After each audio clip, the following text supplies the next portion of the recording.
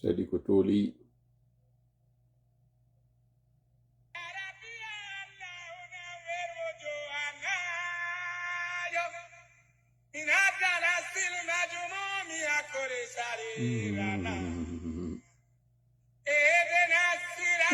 المستقيم صراطنا صراط الذي أنعمت فاتي سبيلنا بدينا اليهود والنصارى سارا وناجنا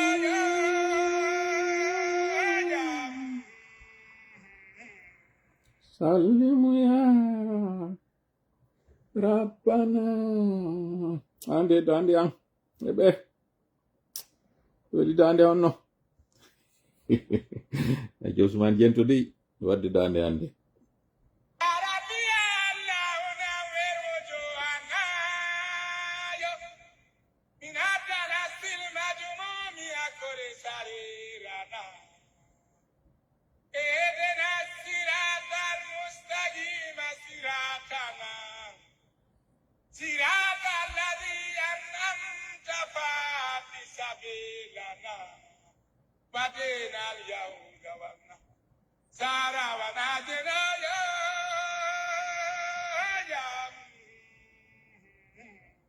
Yore.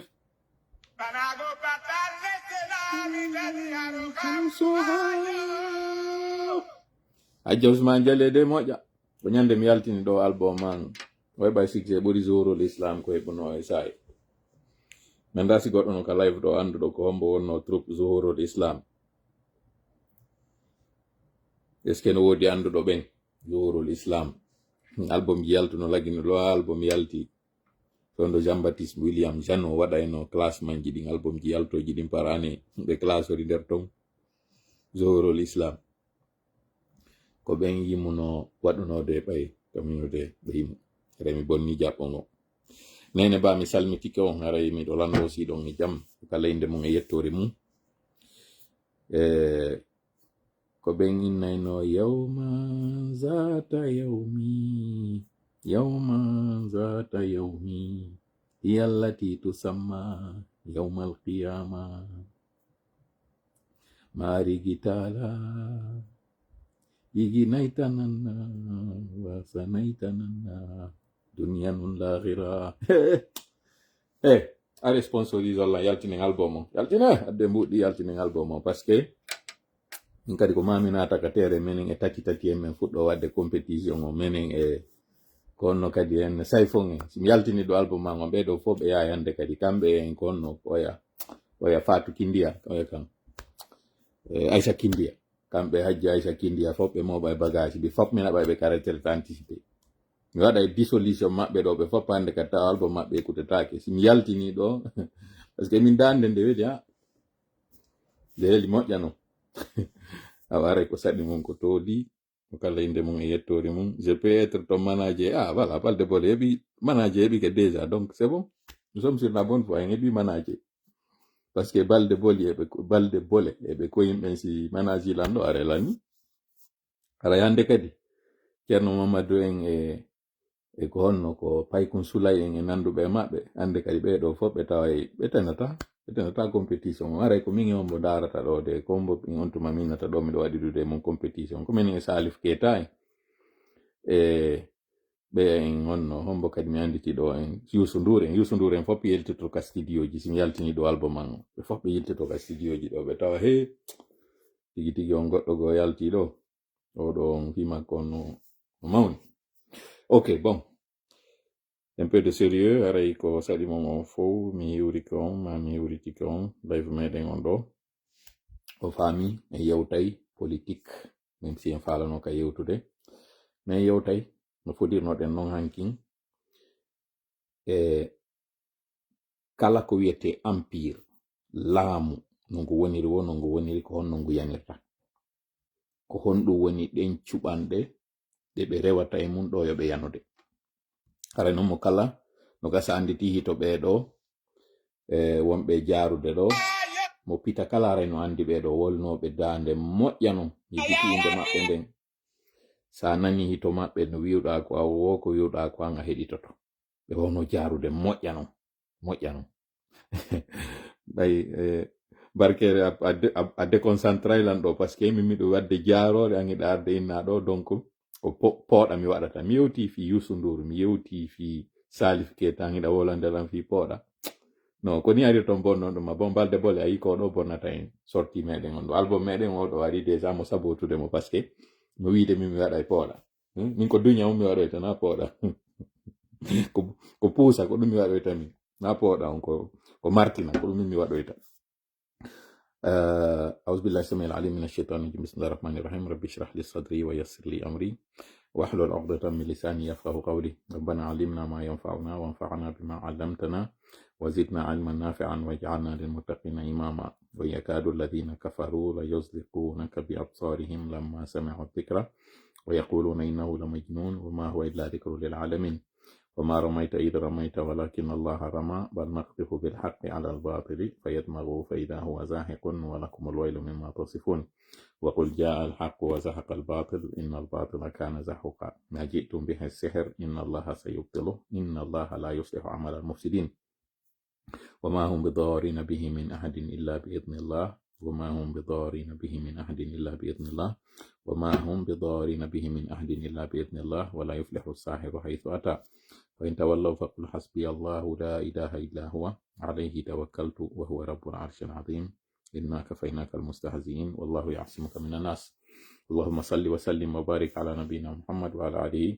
وصحبه ومن تبعهم بإحسان إلى يوم الدين أما بعد.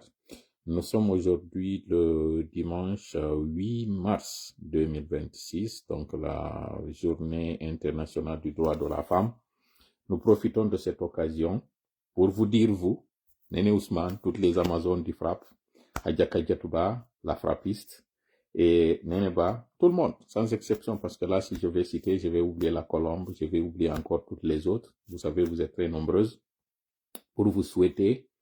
une bonne fête, si vous estimez que c'est une bonne fête, ou bien une journée de considération à vous, parce que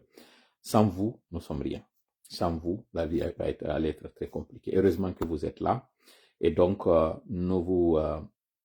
vous invitons encore une fois à continuer à vous battre pour vos droits, parce que même cette journée supposée être celle de vos droits est finalement transformée en une journée où on vous manipule, ou une journée où on vous fait croire que vous avez tous vos droits, alors que pour la plupart, vous n'êtes qu'utilisés que pour des fins politiques, pour atteindre certains objectifs, pour des ornements, et pour la plupart pour faire de la propagande. Vos droits ne sont pas du tout écoutés, à plus forte raison pris en compte pour que vous puissiez accéder à vos droits. Malheureusement, c'est la propagande, et fort heureusement qu'il y en a d'entre vous qui sont très lucides et qui comprennent que vous n'êtes pas encore au bout de vos peines et qu'il faut continuer de vous battre. Donc, haray rewɓe lagine, rewɓe Afrique, rewɓe aduna on fop, haray min salmini on ngal ñallal ɗo tawa ngal innangal ko ñallal moɗon ɗon fikala ñallal ngal hina ko hanuno ɗon heɓude e maggal ko won ɗon heɓude. Haray wonɓe ɓen fof ka nder cuuɗi no weltana, wonɓe ɓen kadi haray ka yaasi fof no weltana, sabu ko non ɗo woni haray fiya men ko hakkunde on tawa ko yuma muɗum woni e weltanade, ma ɗum bandira muɗum, ma ɗum sonna muɗum, foye muɗum ɗo haray ɗiɗo weltana fimon ɗow ma ɗum yiɗi ɗo wolgol. Ok, hande ɗo haray live meɗen pour être plus sérieux, nous allons parler des étapes du déclin des empires ou d'un empire. Et pour cela, nous allons dans le temps. Nous allons vous parler de 3 empires. L'empire espagnol, l'empire anglais et l'empire soviétique. Pourquoi nous appelons empire? C'est pour que vous compreniez que quelle que soit la force de régime, d'une force, d'une autorité, si elle suit ces 5 étapes que nous allons vous énumérer ici, elle finira où? À si je savais. Hande ɗo live meɗen on, kono fodirnoɗen hankin non, ko hollugol en, in alamaji ɗi tawata kala laamu no ngu waywo kango e dolnugol makko si ngu rewi ɗin laawi ɗon kango sakkitorta ko yanugol. E nder ɗin ɗon non o yiyanay hoore moɗon koko mon e yewtude ɗo ɓurton fellitude andon senerde ko yanuɓe ɓurton fellitude andon ɓe wonɓe e wadde ko ɓe woni e wadde ɗo ɓe jasi gayka ka ɓe woni e unade nder ton ɓe o yiyanay ɗo hoore moɗon tawara nawiugol wo ko hottagol nawiugol wo ko wowlugol tum feppi ɗo o yiyanay hoore mon onon tigui ɓe jonna on kadi noon seedeji ɗin ka feƴƴuno kane ɓe jonna on noon seedeji ɗin kañum kadi tigui ka fewndi hande ɗo ƴetta noon ɗon noon hande kadi hoore moɗon yiyo. e mema e non kadi seeɗa en ɓuccay fi Alaji Sellu yewtere nde ɓe waɗi ɗo nde o yita o déjà ka mboɗo ɗo e nder 14 minutes vidéo maɓɓe mo ɓe waɗi on ko tellen 18 minutes sinami fayo ƴetti ou 23 mi yeggiti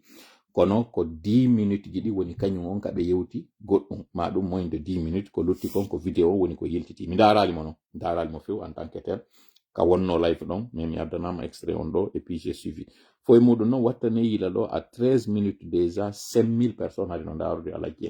fewndo ko anduɗen ɗo Facebook no ɗuytude nombre wonɓe e darude ɓen malgré ça live maɓɓe on fi kala ko alansara suuma e ma ɗum ko fewndo ka fana suuma en on fewndo kaɓe feƴƴi kono ndaare ɗo yimɓe guluji jowo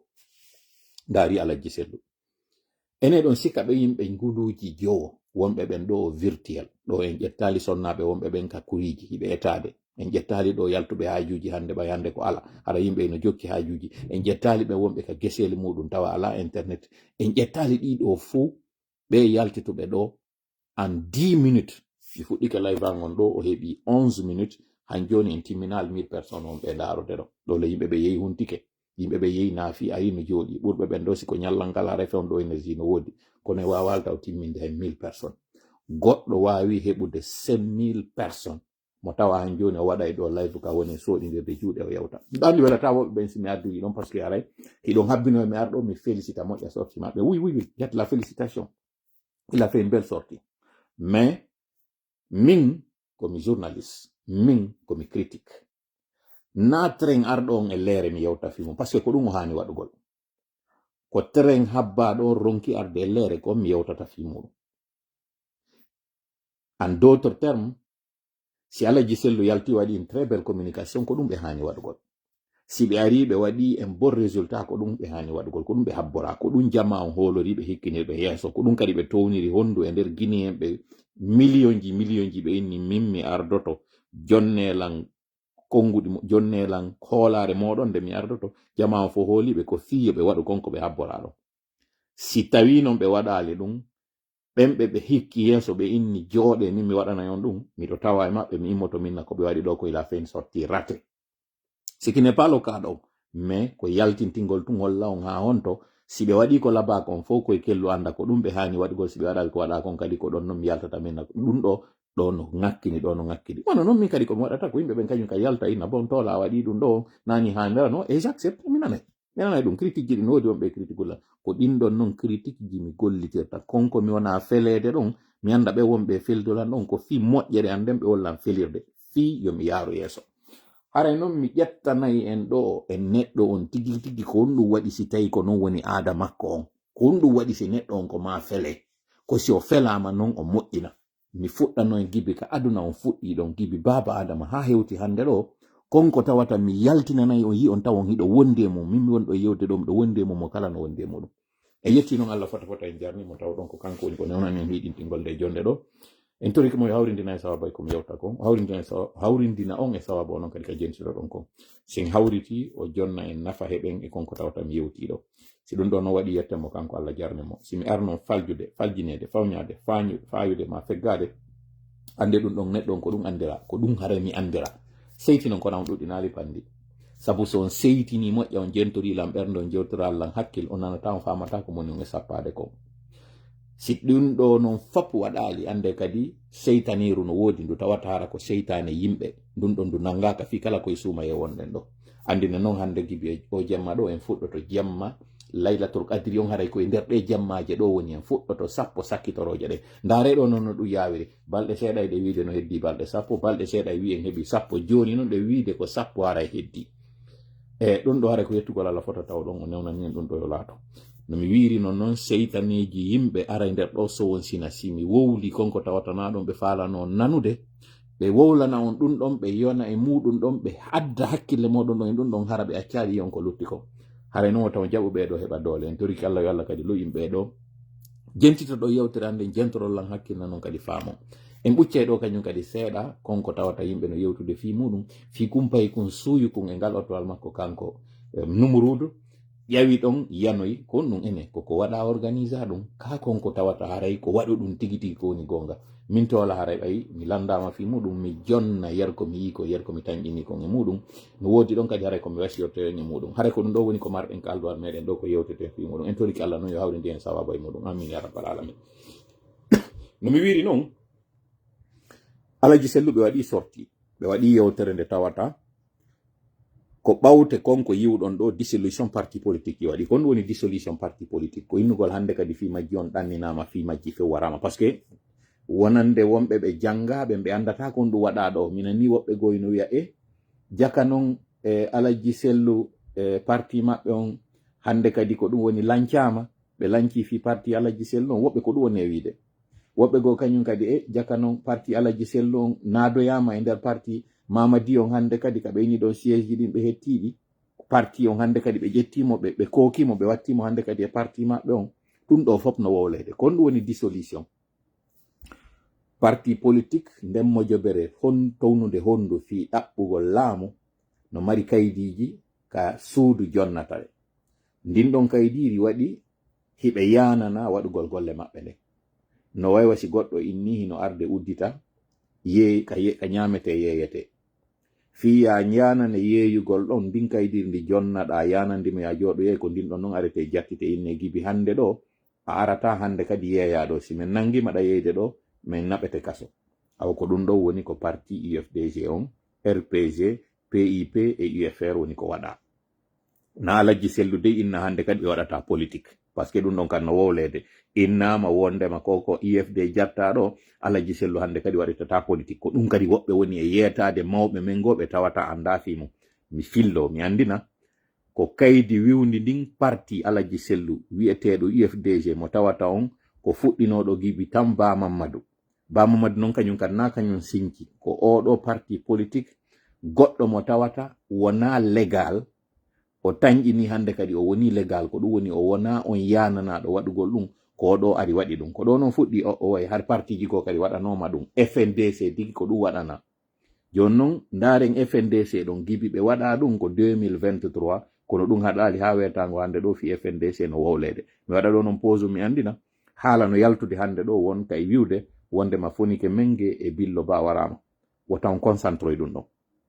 mi wota goto addanan on débat wota goto kadi ko mi yowli hankin kadi fimum yeggite fimum mi wowli tum fi informugol on wota ɗum wonno e hakkille moɗon mi ala repetude hay fi muɗum ɗo ko mi wowli kon hankin moame concernant wota on haɗɗo hakkille mum e mum few ko mi woni e nder ngo cippiro ɗo concentré ko mi woni on e yewde kon taw concentre e goɗɗi goo sino faala hande ɗo Guinée en fop ƴettete naade kaso si hande ɗo Guinée en fop hendete ware si heddike goto yon ɗon continue combat ko ɗum ɗon woni ko mi fewtinta hakkille meɗen e muɗum FNDC waɗama disu ɗum haɗali élément ɓe FNDC waɗi combat ko nde ɓe yawno noon ha ɓe tawi on dissolution ɗon nafaali si ɓe hendi ɓen ɗiɗo ɗon naadugol ɓe soka fiyo luttuɓen kañum kadi jangu e ɓen ɗon ɓujiri neɗɗo on heɓo ɗon hande kadi ala luttuɓe memminaki se yehi tun e nder lowre maɓɓe ɗon yewtugol wi'a fonike menge men nani o maayi billo ba men nani o maayi ko ɓe hikkoyta ɗon ko wiyoygol kañum kadi Marwan maayi ko ɓe hikko ko ɗin ɗon ɓe jonnatay wota yaw e teren ɗon fino yon faamu moƴƴa kon ɗum simi inni on te yawka teren ɗon fewndo ɓe nanguno Kasori ɓe nangi oya honno Damaro ɓe nangi oya honna Lunseni ɓe nangi kala ɓe anduɗon ɓe nadanoma ka kaso mi yeeti on sutaɓe ɓen wonaɓe fokkitanede ɓen ko Alaji Sellu ko Alpha Condé ko oya ko honno ko Sidia Touré minni luttingol ɓe kadi ka kaso hara ɓe alaka ñawede ɓe alaka yaltinede ko fi Alaji Sellu yaltuɓe ɓe yo wi'u fannimantiɓe no ka kaso ɗo mi artata ka leydi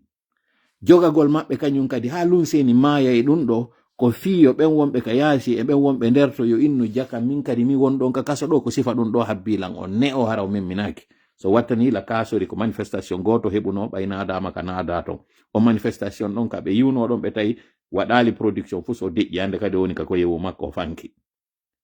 c'est très important yo watta yila procédure no senirde woni fonctionnirde koye meɗen o ɓe nangay woni hooreru ɓe huwandu goɗɗum luttuɓe wonɓe ley ɓen fop ndaara janga e makko non ndaare ko ɓe waɗi radio ji ɗin ɓe ndaaro ɓurɗi e mawnude ɗin ɓe hendi ɓe tappi ɗiɗo wontirɗi ley ɗin fu hande kadi jangi ɗon ɓe ndaari armée on ɓe memi ancien chef d'état major on sori on hande ka luttuɓe ɓen fo jangi ɗon ɓe ndaari memminino ɓen 4 novembre ɓe hendi woɓɓe maɓɓe ɗon ɓe wari ɓe luttuɓe fof kañum kadi jangi ɗon faame moƴƴa o psychologie no ɓe woni e fonctionnirde e hoore meɗen donc wiwgol en kaari maayi e kaso kaari nangama kaari waɗi ni e ni ko ɓaytumɓe ala ɗin kasoji ɗi ɓe naadata fof si ɓe naadi gooto on woni ka kaso luttuɓen fof woni kaso ko gon kaso Alaji Sellu naada e mum ɓe yimi ɓe yeeɓe sokko e hoore maɓɓe ka yaasi welata on komi woni e wolde kon kono ko mami yiltito e ɗi mi wowluno ɗin ado wadde mi wowluno mi inni Alaji Sellu ala gon kaso ngo ɓe naadete mum ɓe heƴa kono immoɓe maɓɓe wonɓe ɓen ka kaso ɓay tun no woodi ɓe sonsini wonɓe takko Alaji Sellu wiyoɓe Alaji en son hewtiti koko waɗi kasori kon habbi on so naatile nder ton koko heɓi kon lensoni heɓata on maaya e nder ton lunseni tum mayno kasori hande yalti goɗɗo hande kadi ala ka hulɓinirta kasori ɗo goɗɗo ala ka hulɓinirta ɗo damaro koɓe hulɓinirteno ko naadegol kaso ɓe naati kaso ɓe yingon kaso konno ngo wayi ɓe yalti hande kadi ɓe ɗon kono ɓe memmintinta ko ɓe wata wadde fus Alaji Sellu yaltunoɓe non sikki ɓe daɗigoy ɓe dandi ɓandu maɓɓe ɗum kono konko ɓe huluno ɗon en matiére politique ko ɗum woni senerde woni wadde ko mone yiltitorde ɗi nawiugol mi heɓi gonga o fii on watta yila e gibiɗo o komi woni e wowlde kon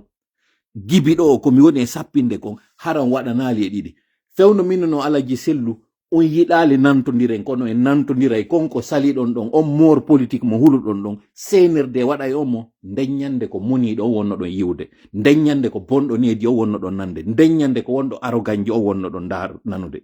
o yi'ali anduɗon konko fokkintinano ɗon ndeññande c'était planifié no winda menen non ko sendien e moɗon nous avons accès au programme c'est ça la différence hakkude na wondema mi andu politique mi ɓuri on vous êtes mes aînés e nder politique mais politique mo wonɗo wadde on hande ɗo o wona en conformité e pirotere ngon ko guerre d'information mi waɗa ɗo noon kañum kadi pose ngo si mi yalta noon e majji ɗiɗi noon mais landike on ɗo landal men inni on hakkunde jama on e intelligence artificielle kombo ɓuri tampude hande c'est à dire application ji wonɗi e yaltinde sifa ngo mbodo ɗo mi waɗana on ngo ɗo yiyongo ngo mbodo ɗo o mi waɗa ngo ɗo dow e ngo mbodo ɗo mi waɗa ngo ɗo ley no gasa on hawri e ɗi image ɗo oɗo inni Iran has allegedly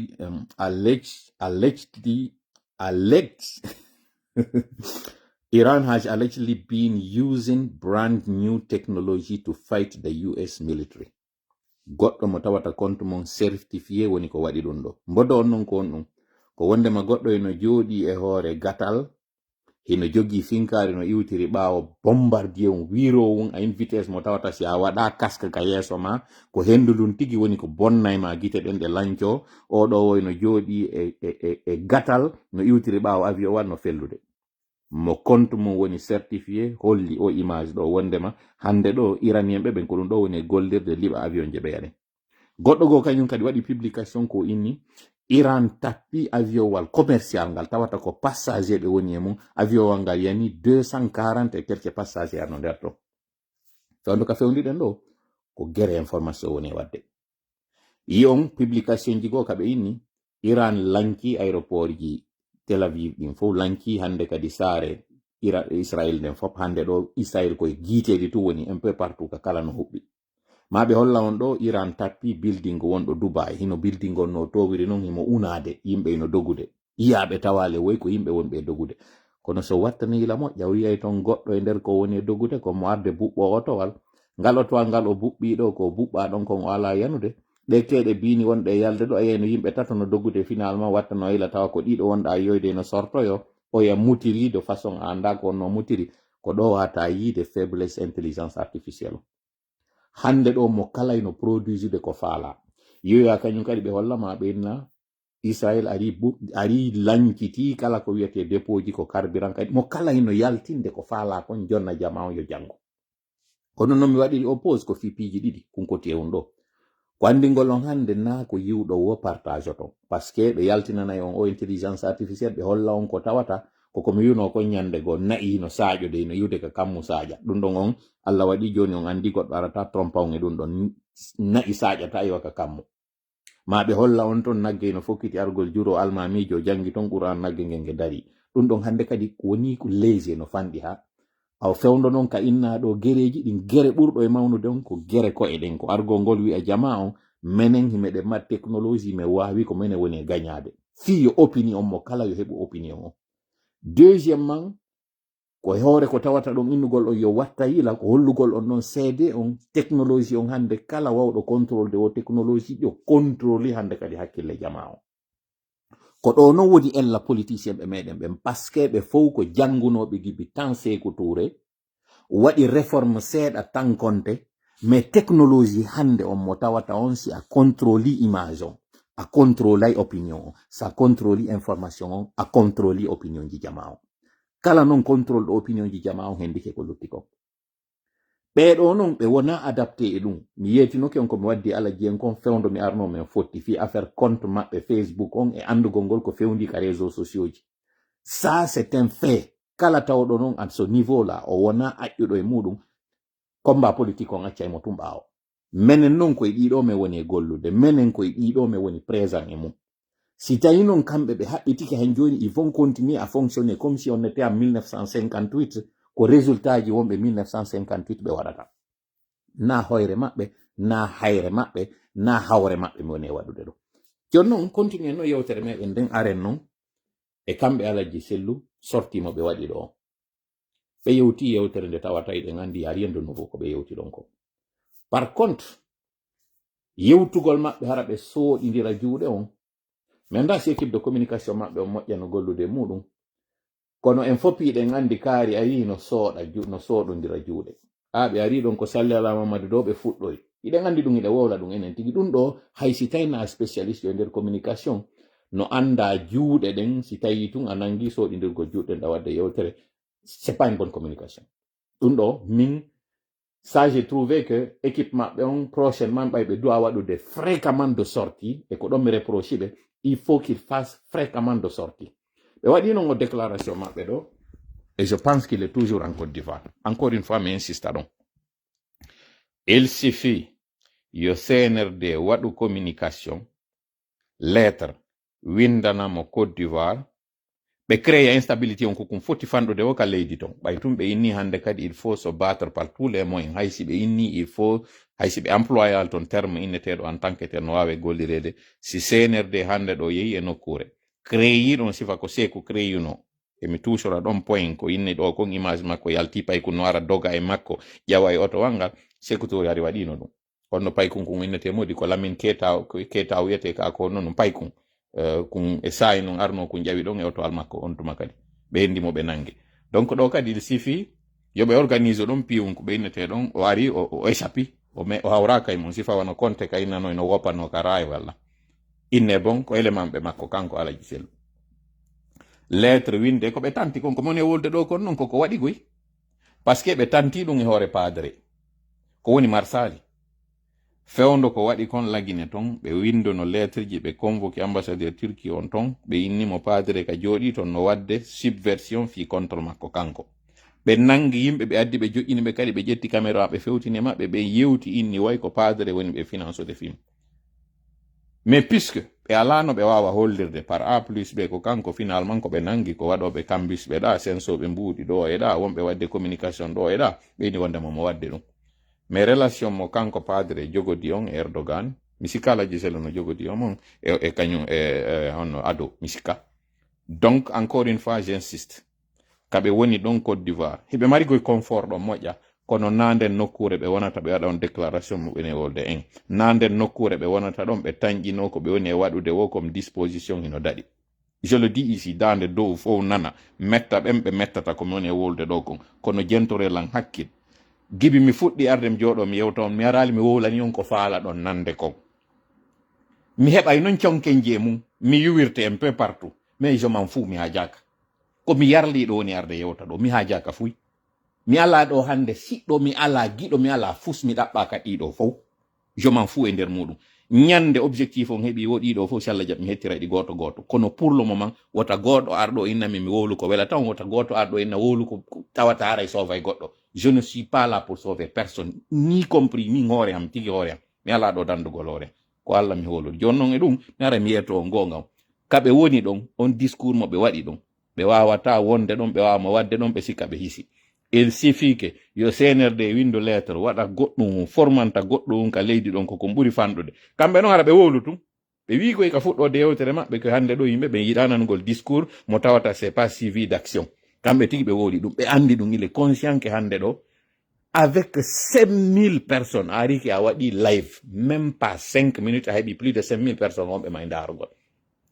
an iɗa wawi comparude hoorema e kasori ɗa wawi comparude hoorema e damaro ɗa wawi comparude hoorema e wonɗo o j'ai toujours chanté ça mi wowlitike ɗum ɗo mi inni wota goɗɗo jooɗo sowonsina on inna on wondema si on arti koko heɓi kaari kon ko ɗum heɓa taw ce ne sont pas les mêmes personnes mi nananaka ha hande yewtiɗo hande ɗo non kadi miɗo insistude première des choses ala jenno mi wiri on noon on yaltay continent africain o yoy ka sous région ɗon miɗo andi noon conformon on seeda e mum miɗo andi noon piji ɗin ɗi sattanayi on kono o wawata e ɗon ka sous région ɗon a quelques micron de Conakry yawon kadi ka tawowo ko goɗɗo e paremɓe maɓɓe hande kañum CNRD ɗo par ce que si yewti sacrifice gol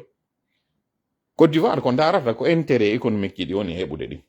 liyem mo ɓe mari di on e métropole ko ɗum ɗon ɓe darata na ono ɓe darata siɗi hara hande ɗo iɗon siɗiɗuno e makko kanko watara si ari hewti nokkugo les états n'ont pas d'amis ils n'ont que des intérêts ko intérêt on ɓe daroyta on non intérêt ɗum on yii ka Togo ƴetti jonni oya honno ancien président Burkina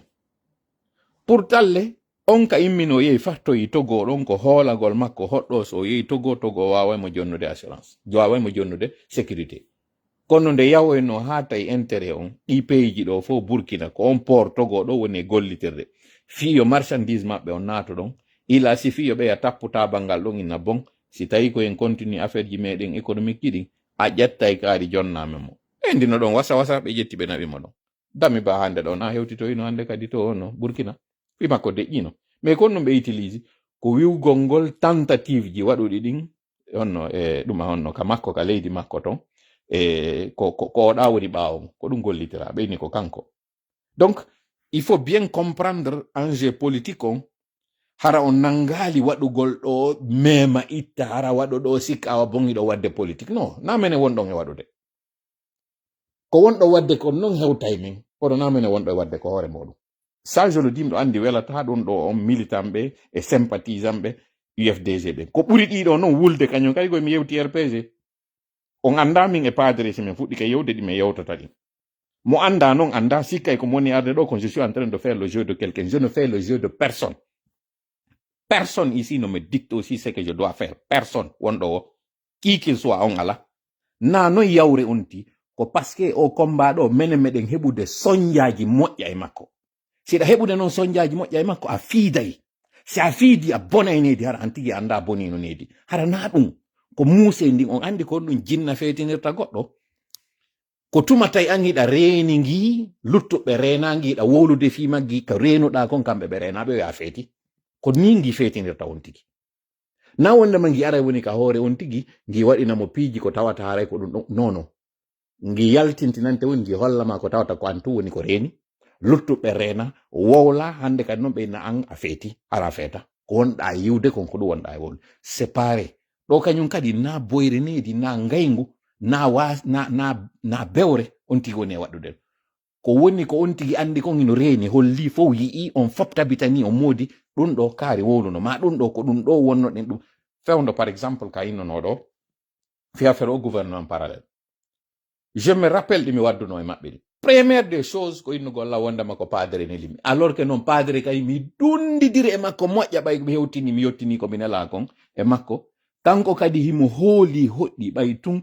hiɓe andi ko kanko men darti ha o yani ko o yani ɗon ko mo hooli hoɗɗi ko alaji selmone go donc min ko on probléme ɗon mi jogi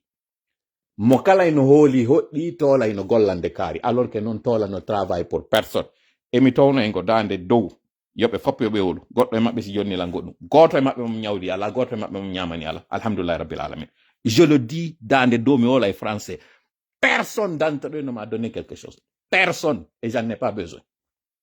personne je le dis en français pour que l'entende qui veut ni le CNRD ni le RPG ni l'UFDG ni personne aucun opérateur économique ne nous contrôle le FRAPP vit de ses propres moyens. Ce sont les contributions maigres, mais sincères de nos membres qui sont en train de nous faire tourner. Personne, aucune organisation, fût-elle internationale ou locale, n'est en train de nous aider. Personne n'est en train de nous soutenir. Ce qui nous donne cette liberté d'action, ce qui nous donne cette liberté de parole, nous disons ce que nous estimons être juste. Nous n'avons pas le monopole de la vérité. Nous n'avons pas la prétention d'être à l'abri d'une erreur. Nous ne l'avons pas. Mais nous avons la conviction que ce que nous sommes en train de faire, nous le faisons de manière sincère. C'est ça. Et nous voulons que les gens comprennent ça. Le CNRD aujourd'hui est au bout du rouleau. C'est avec modestie que je suis en train de parler. Mais je dois vous dire que cette dissolution, nous sommes à la base de son accélération. Certains n'aimeront pas entendre ça, mais cette dissolution a été accélérée à cause de la sortie que nous avons faite. Et c'est avec modestie que nous sommes en train de parler. Pour preuve, le CNRD avait donné un ultimatum du mois de mai pour les partis politiques de se mettre à l'aise. Mais vous avez été surpris de voir, avant même le mois d'avril, à plus forte raison le mois de mai, on parle de dissolution. Pourquoi? Parce que Tola a fait son live, dans lequel il a dit que ce parti politique, le premier à aller rejoindre le navire et à participer à cette mascarade, nous allons combattre ce parti de la même façon que nous allons combattre les autres. Et puisqu'ils savent que les réseaux sociaux ont un poids et les sorties de Tola sont écoutées et elles ont de l'influence, voilà pourquoi ils ont dit, nous n'allons pas perdre du temps. Première raison. Deuxième raison, le CNRD a eu vent que malgré nos mises en garde, malgré nos alertes, certains responsables locaux voulaient pousser l'UFDG à aller à cette mascarade électorale. Donc, ils se sont dit, si toutefois nous leur donnons la possibilité, ils pourront au moins prétendre à aller et cela pourrait nous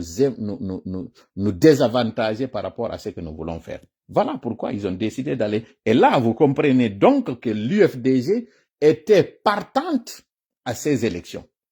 Ce qui allait être une trahison. Je ne dis pas que ça avait été validé. Nous ne le disons pas.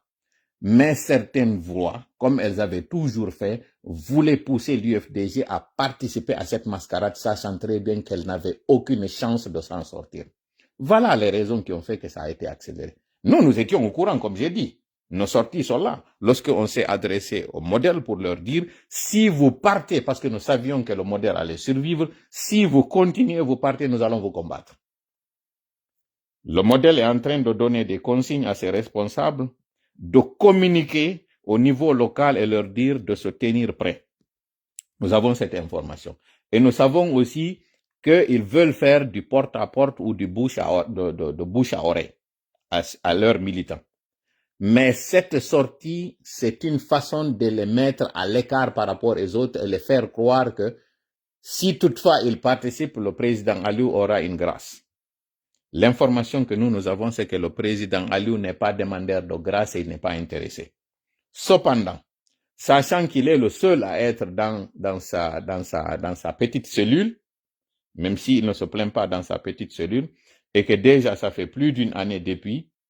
il pourrait être influencé par certains responsables qui sont à l'extérieur pour lui faire croire, désormais avec la dissolution des autres partis, c'est notre chance à nous, c'est notre possibilité nous aussi de grandir. Ce n'est pas cela qui fait la grandeur d'un parti.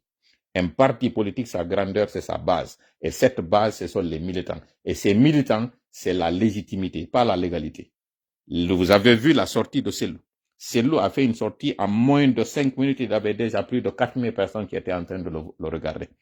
Est-ce que le CNRD est capable de faire une telle chose? Est-ce que Mamadi, qui prétend être populaire, est capable de faire une telle chose? Personne. Et ça, c'est sans tenir compte du fait que le Facebook réduit le volume des personnes présentes dans un live. Pourquoi? Parce que certaines vues sont monétisées. Et donc, puisqu'ils ne veulent pas payer, ils réduisent le nombre. Ça, c'est l'équivalent de la sortie d'un PASTEF lorsque le président Sonko était à sa plus grande popularité. Il était le seul capable de faire 50 000 personnes qui étaient en train de le regarder. Il l'a fait et vous avez vu, le peuple sénégalais nous a montré la preuve que c'est possible. Aujourd'hui, c'est lui en train d'opérer les mêmes exploits. Mais comment comprendre qu'un géant d'une telle popularité, d'un tel atout, d'une telle force de frappe puissent être malmenés par un groupe d'individus tout simplement parce qu'ils disent avoir des armes. Ils disent tout simplement avoir le contrôle. Ce cinéma fait par le CNRD, à travers cette sortie de ce jeune qui est allé se jeter sur le véhicule du CNRD, le CNRD est en train de tomber dans son propre piège, dans sa propre manipulation. Souvenez-vous, il y a quelque temps, Mamadi, dans sa communication,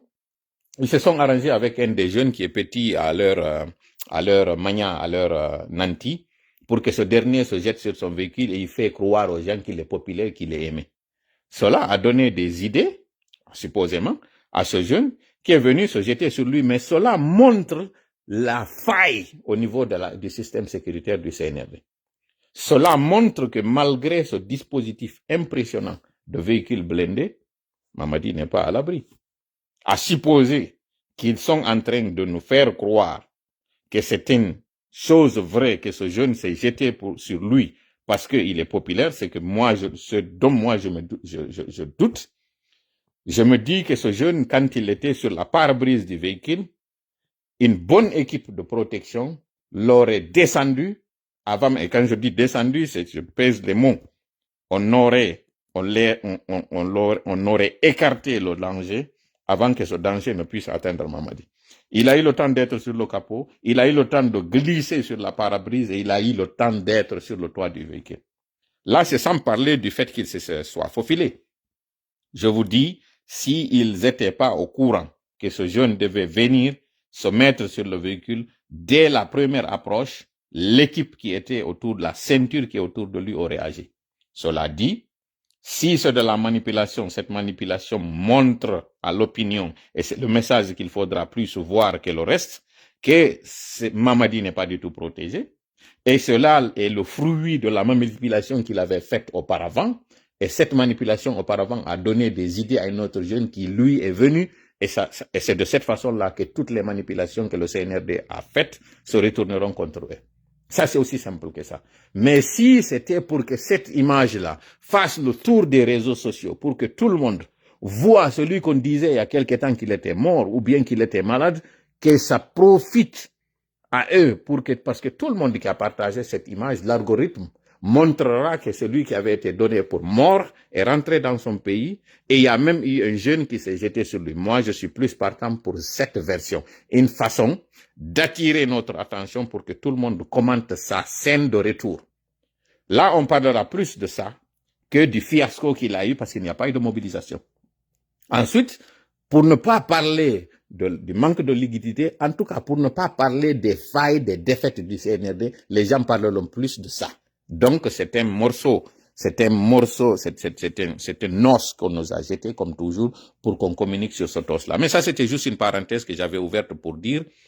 que des gens qui sont obligés de faire recours à ce genre de manipulation qui ne sont pas populaires ne doivent pas du tout malmener des mastodontes comme le RPG du président Alpha Condé ou bien l'UFDG du président Sédou Dalein. Ce n'est pas du tout logique, ça ne devait pas du tout être le cas. Ces leaders politiques qui ont un parcours politique, Alpha Condé, juste son parcours politique est plus vieux que l'âge de Mamadi Doumbouya. Et d'ailleurs, plus vieux que tous ceux qui sont, à part Idi Amin et certains comme les Madifing et les comment j'appelle ça, les Alassane Condé et tous les autres, cette clique de vieux, à part eux, tous les autres jeunes militaires qui sont en train aujourd'hui de malmener ces leaders politiques, leur parcours politique est plus âgé qu'eux. Rien que ça. À plus forte raison, ce qu'ils ont comme base, ce qu'ils ont comme résultat sur le terrain. Donc, comprenons-nous que le CNRD peut dissoudre qui il veut. Ils peuvent continuer à dissoudre s'ils veulent, même qu'ils fassent la dissolution des mosquées, qu'ils fassent la dissolution des marchés. Ils peuvent faire tout ce qu'ils veulent. Cela ne nous intéresse pas. Ce qui intéresse, c'est que quelqu'un qui se dit leader, qu'il prenne le rôle du leader et qu'il agisse en leader. Qu'il fasse montrer que j'ai le contrôle et qu'il communique à ses militants pour leur dire faites ceci, faites cela. Mais lorsque vous laissez le navire aller à volo, sans que vous communiquiez, sans que vous parliez à vos militants prendront leurs propres initiatives. Et lorsque les militants prennent leurs propres initiatives, le plus souvent, ils abandonnent. Le plus souvent. Souvenez-vous, lorsque le prophète Moïse est allé sur la montagne, et qu'il a dit 30 jours, après les 30 jours, les 10 jours qui se sont ajoutés, les 10 jours ont suffi pour mettre à terre, pour mettre à zéro tout ce qui avait été, tout sur quoi le prophète Moïse et son frère Aaron ont travaillé pendant plus de 40 ans. 10 petites journées, 10 petits jours. Pourquoi? Parce que ceux qui étaient derrière, celui qu'il avait laissé derrière lui, son frère Aaron, ne pouvait plus donner de réponse aux questions que ces fidèles étaient en train de poser. Où est notre prophète? Quelle est la consigne qu'il a donnée? Il a dit qu'il part pour 30 jours. 30 jours, où il est? On ne le voit pas. C'est en ce moment que l'un des, comment j'appelle ça, l'un des corrompus parmi eux est allé créer cette statue en or pour venir leur dire, voilà le Dieu de Moïse. Il est allé sur la montagne, il a perdu le chemin pour aller chez son Dieu et son Dieu est venu vers nous. Regardez, voilà notre Dieu. Et donc, ils ont pu manipuler tout ce groupe par le simple fait qu'ils n'avaient pas un contact direct avec leur... La même chose s'applique aussi. Lorsque vous, leaders politiques, vous coupez le pont avec vos militants, avec vos sympathisants, avec votre base,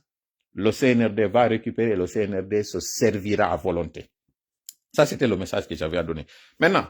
quelle est la bonne nouvelle par rapport à ce qui est en train de se passer? C'est que vous regardez le monde tel qu'il est, le déclin de tous les grands empires. Nous allons prendre ici 3 empires. Il y a fait merto e joni pulal wata on hawju merto e joni ka pulal mi yewta didi mi yewti do kono ko wonde yewtude ko ngino hani yo tawna enen tun andi ko wonde wolde ko Guinée en fop hande do CNRD si mi ari mi wadi live conséquence ji live din o yi directement sur le terrain. CNRD fuɗɗi wiwde jama on ko 20 millions won limite ka banque ji. Do 20 millions be ari 15 millions. 15 millions be ari 10 millions. 10 millions be ari 5 millions. On 5 millions hande do ko 500 000. On non 500 000 kadi mi indike information ka weekend do.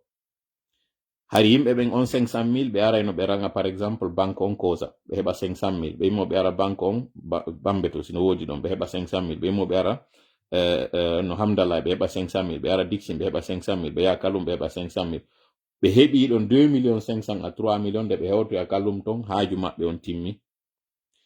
ɓe waɗi réunion mo ɓe inni hande kadi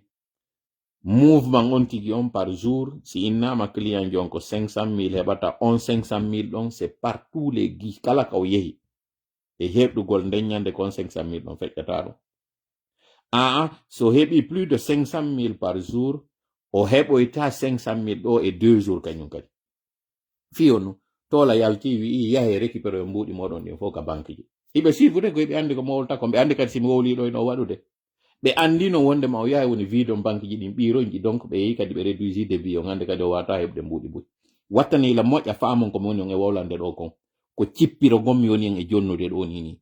goɗɗo e mo wota ƴettu finkari goɗɗo e mo wota ƴettu hayre wota on bloku lawol wota on sunnu pineri fus waɗi tun ko moni e wiide ɗo ko onon hiɗo yawiti ko sikkuɗon ɗo wonde ma liɓata leydi ko ɗum no waɗi simi hollay on ɗo empire ji marnoɗi kaalisi marnoɗi doole moƴƴa empire espagnol on yawɓe ɓen colonise Amérique latine on fop kamɓe ɓe arno ɓe laami mi arana en Angleterre kañum kadi laaminoɓe Inde laami pays ji pusɗi anduɗon o Moyen-Orient ɓe laami pays ji buyɗi anduɗon Caraïbe tawɓe ɓen hande ɗo ko kamɓe colonise Canada kamɓe colonise ɗuma honno Australie kamɓe colonie de Nouvelle-Zélande ɗin pays ji ɗi anduɗon fof ɓe laaminoɓe ɗon konno ɓe yehi ha yaniri URSS si russe ɓe ɓen hande ɗo dole ɓe heɓunoɗen tawi c'était le plus grand pays au monde ko honno ɓe yaniri ɗo ha hande kadi iwiti wiwgol ngol Union soviétique wontiti hande kadi Russie ko honno ɓe ɗo lawol ngol ɓe rewi e muɗol ngol ha ɓe yani mi holla on ɗum ɗo noon CNRD ɗiɗo fuu ɗi nayi non ɓe waɗiɗi koye jowaɓo on ɓe woni on non jowaɓo ko ene waɗatamo fi hollugol on tun combien de fois landaki ya yawɗo innaɗa yaade toɓɓa ramli landaki ya lando expert jo fiyo holle ɓeɗo ko gaynoɓe yanugol jentite moƴƴa famon ko moni wolde ɗo ko gollitiron kañum kadi hutore ko ɗum ɗo fof mi landi on min naali on addana mbuuɗi min naali on yo militu e parti am fus parce que mi ala parti jentite tun ko wona ɗon wolanede ko waɗon c'est aussi simple que ça namin invanti namin jogi contrôle muɗum on ko sari am ko loi naturel mo tawata o golli dans des pays ɓurɗi lagine wonde organisé marché few kon ɗum woni ɗum leydi kala so ndi heɓi doole ndi hani wattangol yila e piiji ndan hara ndi waɗali fewndo Christophe Colomb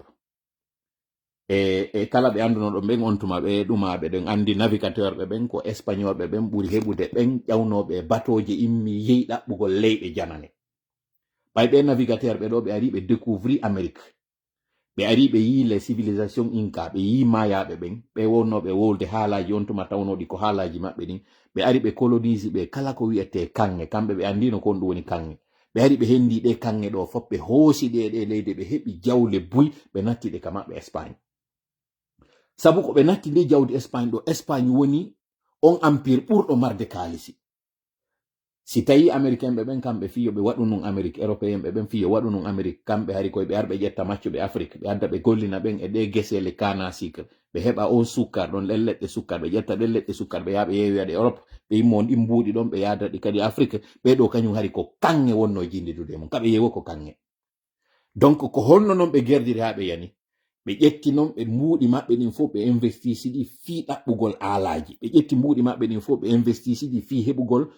ɗi batoji no ɓe yimmo ɓe yahira ɓe ɗaɓɓa mbuuɗi no ɓe yaha ɓe colonisera donc kala ka ɓe ari ɓe installe so ndaariɗo Amérique latine on kala ko wonɗo yide o espagnol no wowleɗo kon fop ko waɗi ɗum kamɓe ɓe ara tum ɓe yine de ko colonise gol sifano français ɓen ari colonisede Afrique algol ɗin no wowla e français kono ɓe acciti en haalaji meɗen ge maɗum Angleterre warruɗo noon ɓe ara ɓe ina ɓe colonise on ko janggo ton ko anglais on kono ɓe acciti en e haalaji meɗen de espagnol ɓe ɓen ɓe ara ɓe détruise société on fof ɓe waɗani ɓe kamɓe culture maɓɓe on ɓe inna ko espagnol ɓe sanjini ɓe yettoje maɓɓe ɗe ɓe sanjini ɓe dinaji maɓɓe ɗi ɓe ari ɓe colonise ɓe colonisation tawɗo ko excessif ko mone wolde ɗo kon non heɓi duuɓi temeɗɗe jowi ko mone wolde ɗo kon fi muɗum andi ngollon na hande fuɗɗigoy ko mone wolde ɗo kon fi mum donc fino yo ɓe wawa huɓindade ɗe leyɗe ɗo ɓe dépense militaire donc ko deeji jowi mi hollata on ɗo fi muɗum CNRD waɗi deeji nayi ɗin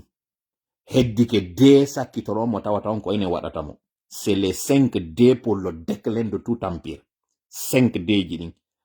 ko cuɓe jowi ɗi on tigi rewata e muɗum ɗeɗo fof sa waɗine sakkitode muɗum on ko yannugol on tigi on arano on ko ƴettugol mbuuɗi muɗum ɗin ukka ɗi affaire militaire mi andinay noon ndeɗa dépense e côté militaire a andata ɗa dépense de parce que an ko wonɗa e ndaarude kono mi jonniri ɓeɗo doole o laamu an ngun jooɗori kono mi jonniri ɓeɗo doole wo mi hewiri laamu an ngun kono yeggita noon si a ƴetti mbuuɗi a naadi e ngesa ko wonɗa naadude ko naadande aranere nden gibbi ka naaduɗa e ka ngesa maɗa ɗo fuɗɗa remede ko Allah woni e saƴinde ndiyan ɗan na mbuuɗi wonɗa naadude fiya heɓu ndiyan ko Allah woni e fuɗinde na mbuuɗi wonɗa e waɗude fiyo fuɗu si a fuɗɗike noon soñoyde hande kadi konko soñuɗa ɗon gibi ɗon ko konko heɓi ɗon kon continuita marché ɗuma gesa maɗa ba mbaya siko newgol kulle kadi wonɗa e wadde siko nangugol liƴƴi kadi kala domaine mo yaɗa investisuɗa e mum ko fondo départ on ko manangu on tun woni ko naadata e mum dépense militaire non sinara sori ɓen a dépense hay ɓe woni ɓe formé ɓe waɗa aalaje yeeyiteteɗe heɓa mbuuɗi e mum ma ɓe wona golloɓe e gese heɓa mbuuɗi e mum ma ɓe wona golloɓe e laawi heɓa mbuuɗi e mum dépense mo waɗɗa on ko fiyo ɓe fokkitu kono ko entretenirɗaɓe kon hino ɓuri wonde dispendio idi ko naadunoɗa kon ka fuɗɗode mi fillito si on nanali moƴƴa dépense militaire ndeɗa waɗa hara hiɗa siwri hara hiɗa jiñi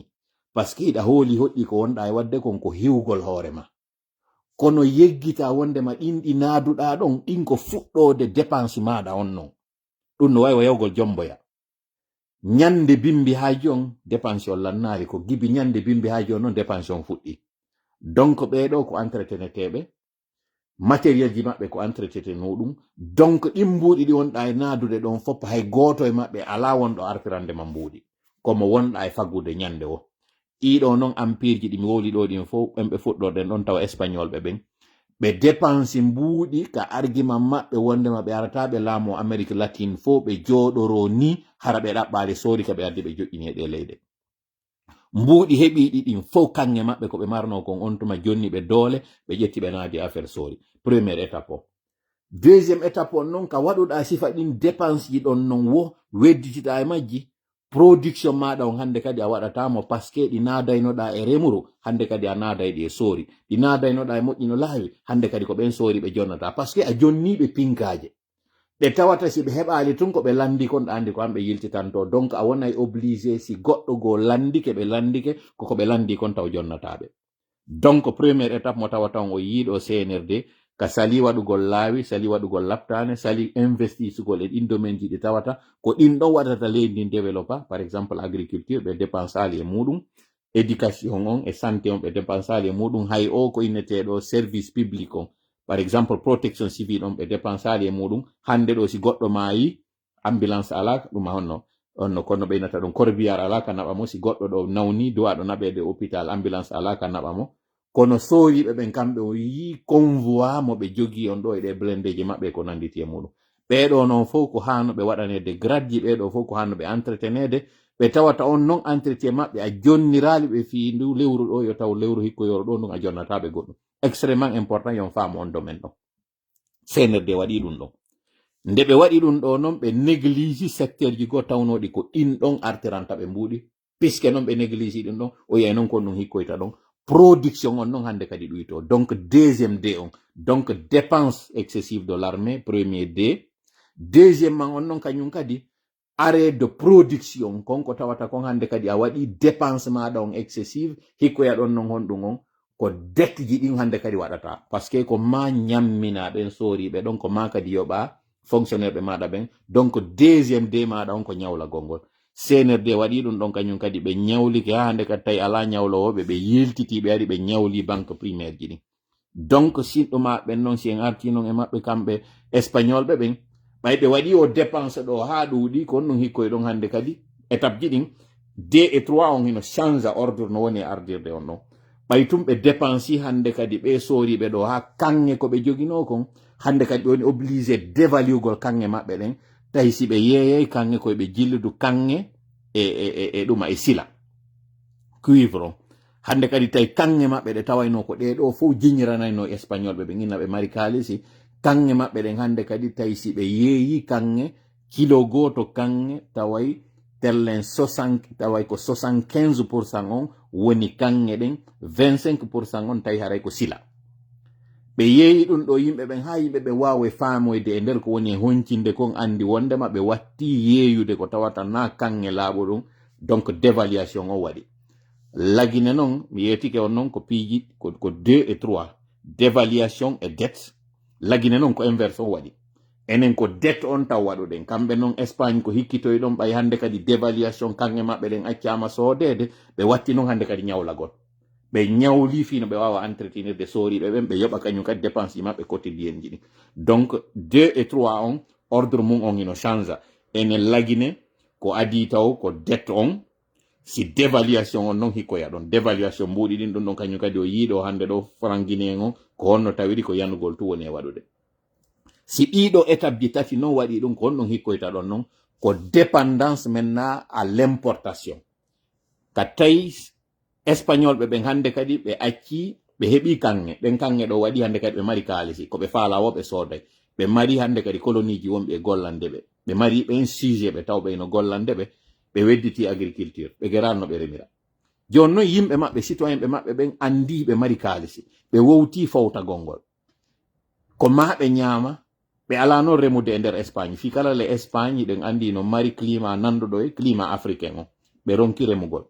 tawi ɓe laamino Amérique du Sud fof hande kadi noon production on ka tawi ala ɗon ɓe woni dépendant à l'étranger kaɓe woni ɗon noon hande kadi dépendant à l'étranger kon ɗum hande kadi waɗoyta ɗon mbuuɗi ɗin ɗi woni dévalué sooriɓe ɓe woni bewinaɓe jama on hande kadi woni tawa ko tuma iwride ka extérieur o ɓe heɓa ka ɓe ñaama ko hikkoyta ɗon noon hande kadi kon ɗum ko déclin sociétal o déclin sociétal c'est à dire yimɓe ɓen valeur ji maɓɓe ɗin hande kadi bona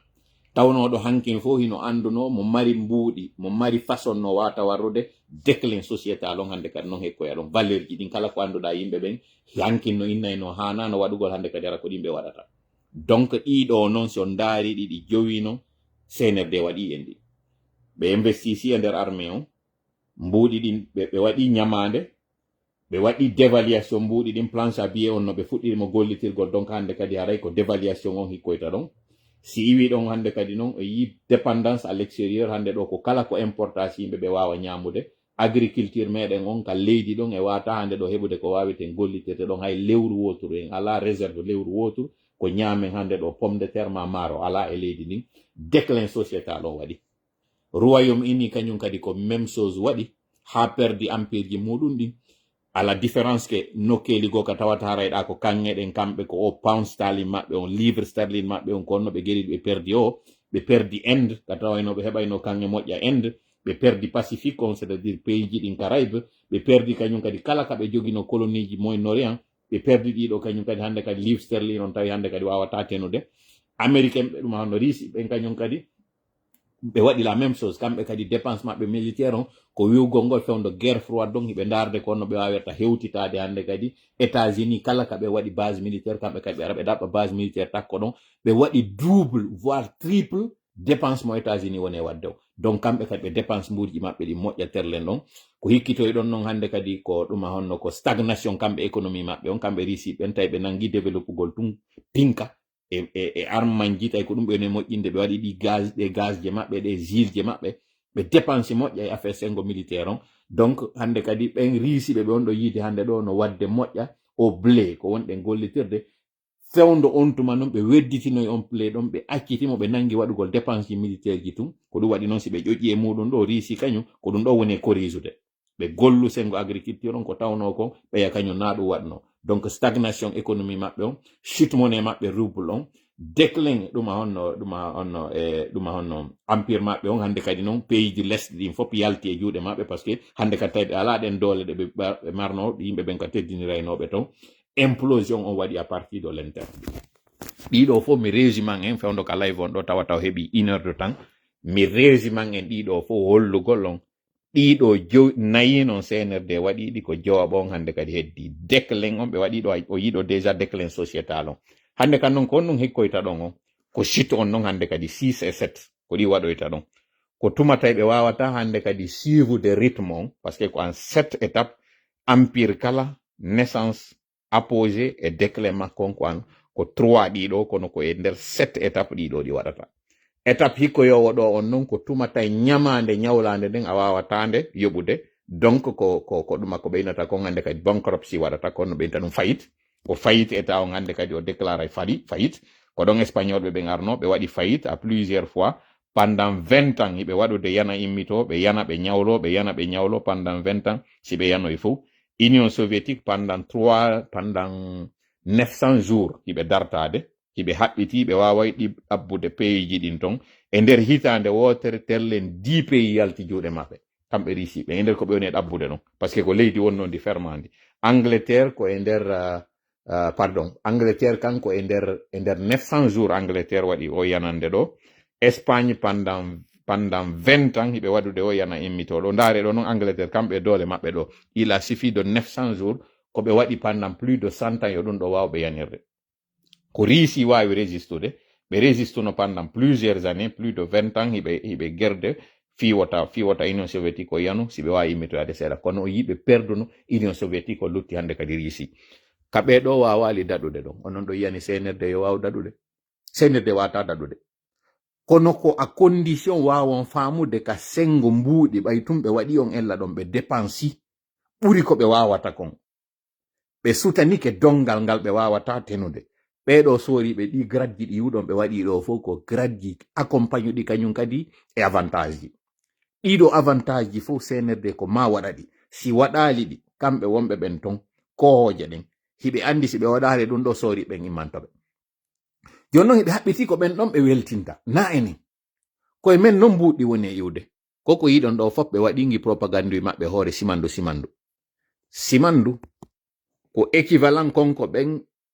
ɓen espagnol ɓe wonno hoolorde kanŋe ɗe ɓe wonno yaade ɓe yittoya ɓen e pays colonie ji ɗin ko équivalent muɗum on non si a yehi non tun a concentrique e ɗum ɗon on wano par exemple kala ka hande o simandu woni takko ɗon on kala ko waɗete no agriculture hande kadi ɓe ara ɓe yeto ɓen ɗo watan waɗu agriculture par ce que goɗɗo ƴettata kiriya naata e nder ngesa yawgo rema société no dariɗa ka tawata ko drapeau won tumɓe woni mo jonnude o ara o daro ka otoji woni e natude yalta o ara o daro ɗon o jonne salaire o jonne suudu ka walata, o jonne téléphone, wonde hay o jonne otowal, on ɗon accitay ɗen golle ɗo ya naata e nder ngesa remugol maaro o waɗata. Donc ɗin zone ji ɗon fo hande kadi agriculture waɗetenoɗo ɗon on hande kadi o wona délaissé, ainsi de suite. Ko misalji tumi woni on e jonnude concrètement ko honno effet ko ɓe woni e wiide ɗo simandu on ari ɗum walla en heɓe mbuɗi. Bien que non onon tigi on humpitike kamɓe tigi ɓe yalti ɓe andini simandu on ɗo contraire ko ɓe wonno wiide kon fo c'est le plus grand projet mini au monde, ce qui est vrai. Retombeji makko ɗi wata hande yoɓitude ñamale ɗe ɓe ñawli ɗen fo. Konto non ɓe woni en hande ɗo joude e muɗum. Il gagne du temps avec nous. Ɓe jonnude en ñande wo piwum kon hilno ɗen ɓe weddintina ɗon ha ɓe heɓa dépense, ha ɓe yaltina ndin leydi ɗon ɓe yeyandi ɓe heɓa ka ɓe ɓokkitora. Ko ɗon wonir non extrêmement important yon faamu qu'on ne doit pas leur donner du temps. Ɗi parti politique ko on ella ɗon ɓe waɗi jonnugol CNRD temps. CNRD no wawa cancer. Ko ka o fuɗɗi ɗon o wawete réglede se acci ha o neeɓi o loori a wawata heɓude feere makko. Je répète encore, ono wonɓe ndarde lamɓen ɗo guluji, wonɓe ndarde lan ɗo guluji e million ji heɗitoytoɓe lamɓen. Sendite moƴƴa nde yewtere kupoɓen fuɗɗo ɗo kupugol ngol, par ce que komi woliɗa kon fof ko jonnugol tun seede o. Mi ñoggino mi andinayi ka fewniɗen hande ɗo CNRD sino faalayi no wawi kupude, no wawi wadde ɗo dissolution hay conseil de mosquée ji ɗin. Si ɓe wawi wadde ɓe waɗu ko ɓe faala, yo ɓe waɓe récupéra siège ji ɗi ɓe faala. Si ɓe yadama ɗo élection wawali ittude ɓeɗo e laamu, parce que résultat ji maɓɓe ɗin ɓe jogi. Min mi innayi hay e ko alhamdoulillahi kadi parti politique ji ɗo ɗi wi'a disu, parce que gibi ɗo hande kadi on faamay aron tawton men e ko menen mi yiwno ɗon andon ko yen immo daroɗen tinde tasande enen e ɓe. Jo non on tinde tasande ko on ɗum landi ko finkari o owe, ko hayre o owe, ko yiite o owe, ko landi wo ko en andu ko enen jogi doole ɗen. Ɗen ɗon non doole ko on ɗum no fuɗɗori taw nantodiral meɗen nga wonugol e wota nga no fuɗɗori ɓe leader politique ɓe ɗo yoɓe multiplie sortiji maɓɓe ɗin ɓe yeeto militant ɓe maɓɓe ɓen, par ce que mi jogaki militant, mi jogaki frappe ala militant, frappe ko membre ɓe jogi, frappe ko communication jogi, frappe ko enquêteur ɓe jogi, frappe ko investigateur ɓe jogi, frappe ko informateur ɓe jogi. I réseau ji ɗi jogi ɗe yahuji hendano en information adda yeeto en mbuuɗi lanni, yeeto en ko ɗum ɗo eɓɓa ko ɗi wonɗen gollitirde, par ce que sen heɓi information en feƴƴitike ɓe en anticipay ko ɓe woni e wadde kon. Yehino ɗo ha hande kadi laaɓani on poste on andi ɗi joyi ɗi mi wiiɗa liɓuɗi ɗi empire ji tati ɗi mi yewti fi muɗum. Espagne,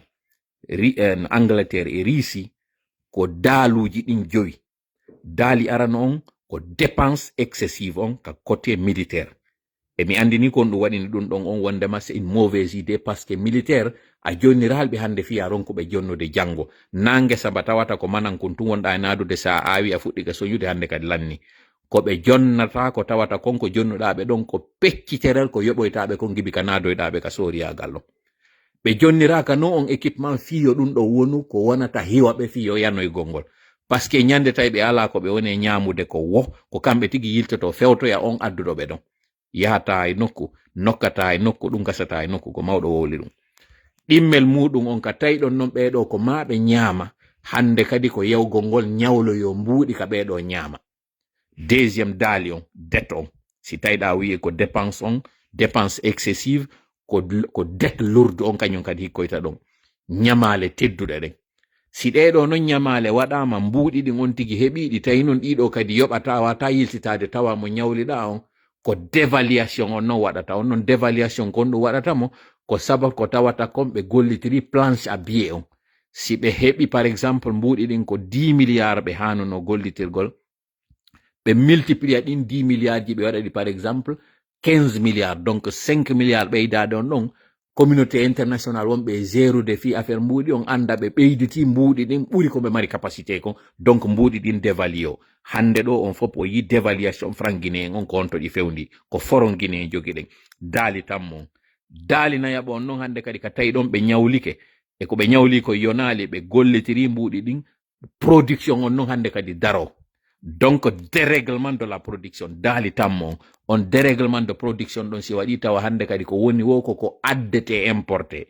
Agriculture hande kadi délaissama accitama, donc production ala.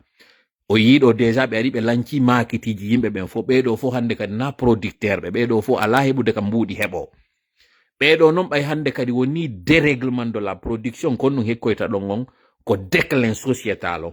yimɓe ɓen hande kadi hara ɓe yeeyay woni hoore maɓɓe fi yoɓe heɓu no ɓe ñaamira hande kadi hara goɗɗo wowlata goonga ko inte kon déclin sociétal ko tuma tawi aadaji yimɓe ɓen ndimu maɓɓe ngun hande kadi yana hara ko ɓe yimɓe ɓe tawata hikkinta hay nokku ɓe wona hay fus ɓeɗo towne wonnoɗo dimo on hanki o wonta hande kadi jaasuɗo waɗowo konko tawata ko fiitun no heɓira no ñaama no heɓa no wuurira o acca wolugol gonga o acca dartanagol gonga ko ɗum ɗo wiyete déclin sociétal si on noon déclin sociétal waɗi ko cinquième étape on non sinam fawi kam onen jonde ɗo min ni dépense excessive dette lourde ɗum honno dévaluation ɗum honno dérèglement de la production et déclin sociétal woni ɗo ɗi joyi en hewti e majji ɗo CNRD ukki en e majji ɗo ka déclin sociétal kon ɗum hekkoyta ɗon non hande kadi ko ɗum honno ko déclin on ko non déclin ɗon o arata o waɗa tum wupde wotere ɗo waɗa déclin on ko dégringolade ɗon ko dégringolade ɗon hikkoyta ɗon ko si on dégringolade waɗi ko ɗum woni dégringolade ko tuma tawi domaine mo ndaroɗa o hande kadi wala yarde no duyira non yaha ka laptan médecin ɓe ɓeynama ɓe yoɓaka mi wawatama ñawdude par ce que produit ji ala ka pharmacie amen ɗo yaw yalta ka pharmacie sodoya on produit adda min jogaki mo nder ɗo ma médecin jon inna mi wata ñawdude o waɗɗo accident ɗo fanni manti ɓe heɓal mbuɗ par ce que minen tigui min yoɓaka enseignant jon kañum kadi même chose o inna mi wata jannude fayɓe ɓen par ce que salaire ji amin ɗin min heɓali ɗi déjà sa ari tawa ko ya yoɓu fiya wawa feƴƴude ka classe maɗa hande kadi on enseignant jo ɗon fiyo wawa ñawdude ɓiɗɗo makko nawno ɗon fiyo wawa sodude coñci ɓeygu makko ɗin simo mari jatiguijo on kilirawo makko ka yaasi fiyo waɗan on téléphone makko mo landi on yo transfert a mawɓe makko ɓen crédit ji kaɓe woni ton ka téléphone maɓɓe par orange money hande kadi ara ko obligé waɗugol corruption policier jo wonɗon ka barrage oɗo hande kadi ara mari kaydiji maɗa ɗin sa ari ko innatama ko ɗimi ñamata c'est ce que je mange oɗo kañum kadi hande kadi ara sa jonnal mo ɗiɗo garama oto ngal ɗon ina feƴƴata on mone mo marɗa ɗo ko ni non hande kadi non dégringolade on waɗata jama on frustration ji ɗin ɗuuɗa ɗin ɗuma honno konko tawata jama on moni fiidugol jama on hande kadi si ɗuuɗi hande kadi non déclin on ko on ɗum ko révolte populaire waɗo on jama on fop immanoɓe nde wotere si ɓe immoyke ɗon non haray ko ɗum sooriɓe tawɓe ɓen kañum kadi alaka yoɓede alors que ɓe etanama ko ɓe etanaka on fo hara ko ɗum ɗo tun hande kadi kamɓe kadi ɓe habbino hande kadi noon jappa ɗon nde wotere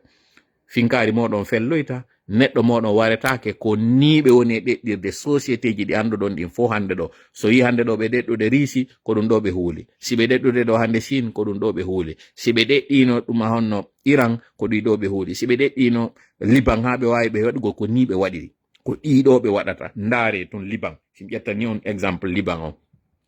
ɓay tum ɓe falama récupére de Palestine ko Liban ɓe ɗeɗɗiri doy port on ɓe fettinimo ka marchandise on natirayno ɗon gimpertuyi ka fewdo o yi on foppi on image ɗon kaɓe inni ko batowa rondinogal gaz ko ɗum fetti ko fettinagal ha gasi par ce que ko ngal fetti ɗon ko waɗi hande kadi port on o wawali fonctionnirde pendant plusieurs moments donc importation Liban wawali waɗugol yer ko woduno kon ka nder magazine ji lelli hande kadi prix ji ɗin ƴawi par ce que ɗuuɗa yimɓe ɓen ko maɓe ñama mbuuɗi le ɓe ala gollude moƴƴa par ce que ko woni wo ko importete ɗum ton ko ni ɓe ɗeɗɗiri Liban doy hande kadi ɓay ɓe sutanoyke Palestine tawi Liban ina mari ka hilni ko ni kadi Syrie waɗira ko ni kañum kadi ɓe fokkitirani Iran ɗo ko mi hollay on tu woni nawiyugol miɗo weltori ko waɗi kon mi jonna e woni misal ngal par ce que ɓe inni yi nani yiwndu nandu e fuutindu na goto lawoto ɓe innayi noon pullo Fuuta wo ƴoƴugol koye hoore goɗɗo si koye hoore ma a yaggay woni mi falaka noon yen hewtu ka yaggoygol ɗon ɗi information ji ɗo fof ko on ɗum mi waɗirɗi e disposition mon ko yon fellitu andon si ɓe faalay ɓe waɗa ko ɓe woni e wadde wo tayin haaje ɗum ɓe innaɓe nangama ɗo encore fi artogol e majje tayin haaje ɓe nangaɓe tayin hulu kadi nangegol kono ɓaytumɓe ala kasoji ka fof naade koye ɓe nangu seeɗa ɓe naada ɓe ka kaso yiyen ɓen ɗon hulen naatoygol ka kaso ɓen ɗo wona wonɓe hande kadi naaduɓe enen kaso ka wonɗen ka yaasi en wotta en hulu waregol ko goto e ɗiɗo ɓe hendotoɓe wara yiyen ɓen ɗon en fop hule waregol ngol alors que noon si en foppe en waɗi wota kamɓe watan warde en fof ɗiɗi tammel muɗum koyo ɓe décourage en enen ɓe famina ɓay tun ɗi parti politique ji ɗo hande kadi ɗi ɗanninirama goto ɗi kupama hande kadi ɓe yetto en option go alasina GMD fop yo aro yo parti eta ɗo parce que faux ko ma waɗa politique alors que ko o choix politique ɗum wodi alors que non c'est faux si a yehi ha tawa ko ma ɓe eli men aɗiɗo ko parce que ɓe tawi marchandise maɓɓe on kamɓe ala marsude ɓe yi ɓe andi ɓe ala heɓde militant ɓe yi bantongo ɓe heɓi ngo ɗum ɗo wotan hulu wowlugol ɗum ɗo ɗum ɗo wotan hulu yaltintingol ɗum ɗo kono tawon accirmen go cippira ɗo menen tun tawon accirmen o communication ɗo pandanke menen meɗe yaltode yewta ɗiɗo onon ɗo yaltoyde janngo ɗo on fuɗɗoyto ɗo yaltinanoygol jama on o yi ɓe jidiraɓe ɗo ko waɗa ɗo o yi kum pay kum majju kun ɗo o yi oɗo e ɓeygu mum ko waddi ɗo o yi ɗo hande kadi ɗo ɓe yaltinano ɗi fitiliteji ɗo ko ɗiɗo yewton fi muɗum on ala wadde o communication ɗo ko communication ɗo waɗa ton mi noddata ɗo inde hay goto kono ɗon andi ɓe one wolde fi muɗum ɓen ɗo en fop jogoɗen o communication ɗo toute la semaine concentroɗen oɗo foɗen hakkille jamaji ɗin e ɗum ɗo min ɗon andi kami muti hande ɗo e dimanche o yito ila wo kañum kadi vendredi kono oɗo semaine on gibi lendi ha e samedi on ko ɗum waɗa ton ko yo jogo o communication ɗo fow yo yaw ka banque ji yalteno mbuɗi moɗon ni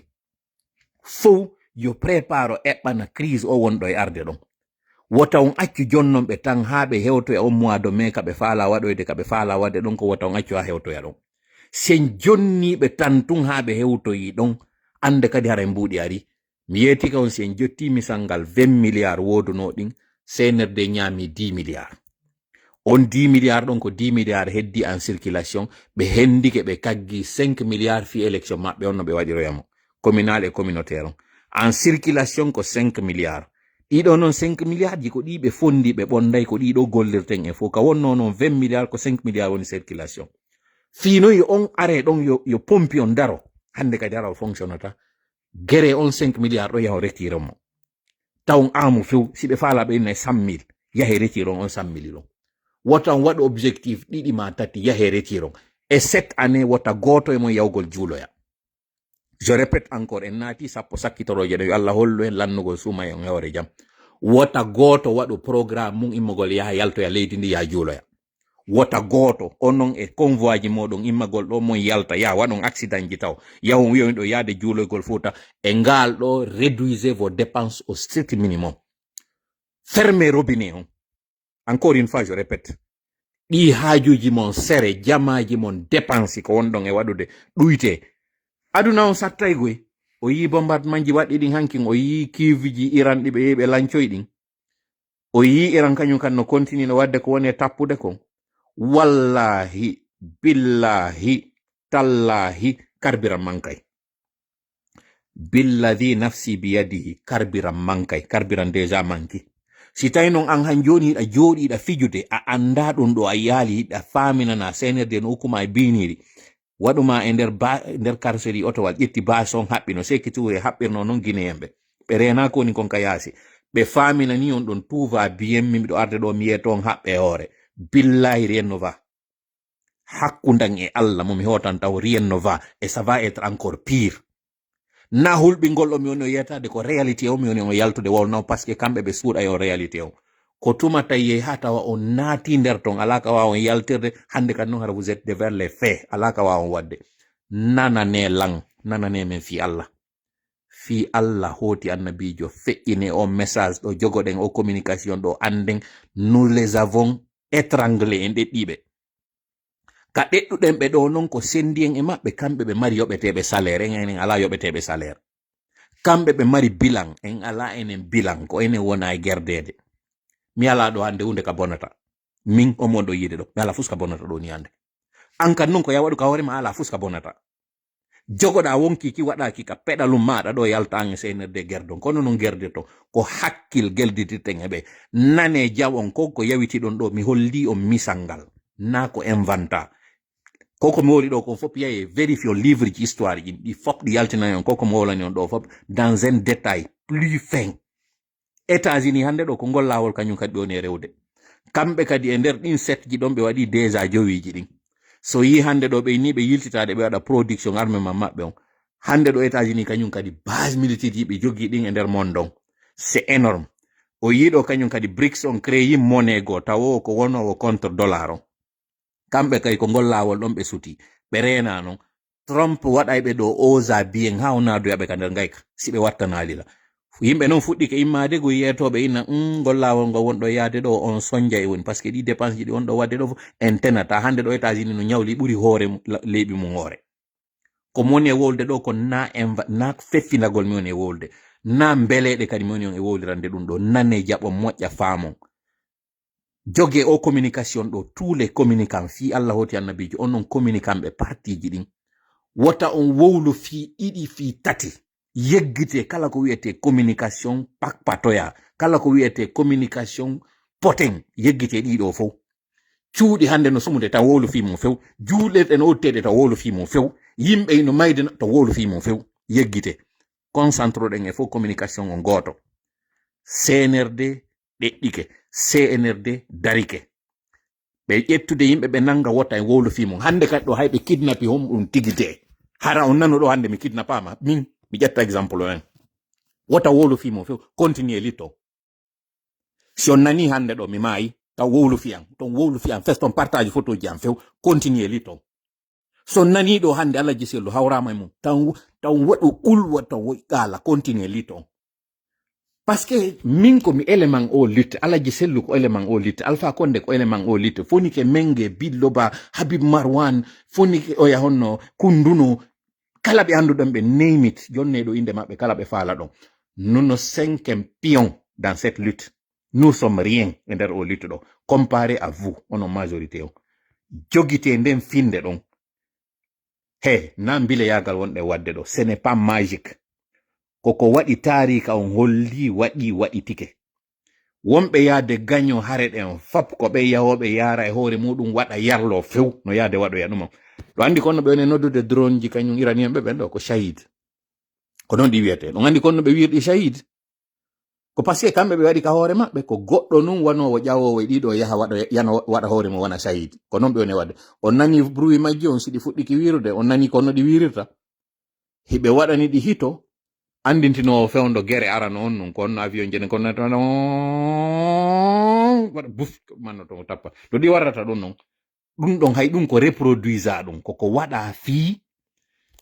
jugol taw e hoore hakkil on mo tawata no sutade ka suudu makko ɗo e ar tappa mo suudu taw ma ara tappa saare makko ne ma tappa otowal makko nga ko ya wonu taw traumatisé hula ha jiɓoɗa ɗum ɗo konto woni e tappude si aroya noon tappa kadi ɓe waɗali ara ko koye silence ara ko yara tun aye tun ko waɗa ko watta kum no koyo kun saƴu taw ka hoore maɗa ɗon laƴƴa gite nano e ñaamo nano o yiyata ɗi vidéo ji wonɗe wadde Ukraine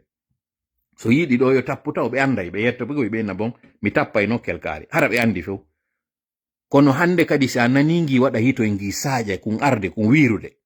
kun sattagoy ko telle wano 25 min ni ku yeyete ou 30 min si kun sattiya kono fi interceptugol kun gutun ɗo ko maɓe gollitira ɗen kindan je tawoje gotal ko tellen 1 million ngal kotata ma 500 000 joni noon daari kamɓe kun wirowo maɓɓe ɗo gotun si kun sattiya ko 50 000 ko woni e kutude annon fiya waw interceptude gotun ɗo ko ma gollitira gi kuto wima tellen 500 000 ou 1 million ko cippiro ɗo ko hawndoto a wawatango waɗude c'est la même chose enen e CNRD ɗo kañum kadi mi ƴetta exemple on ɗo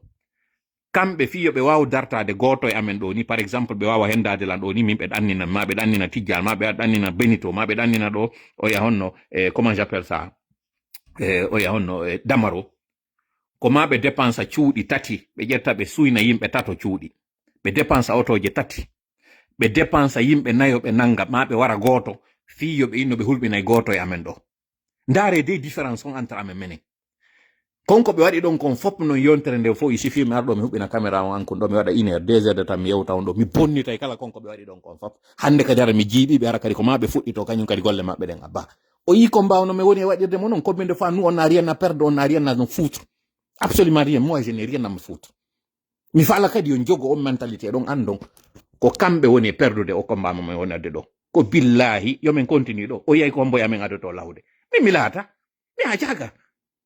donc on fop on jogoto état d'esprit ɗo haɗa on waɗali goɗɗum waɗi ɗo tum pan o yeggitima on découragé ke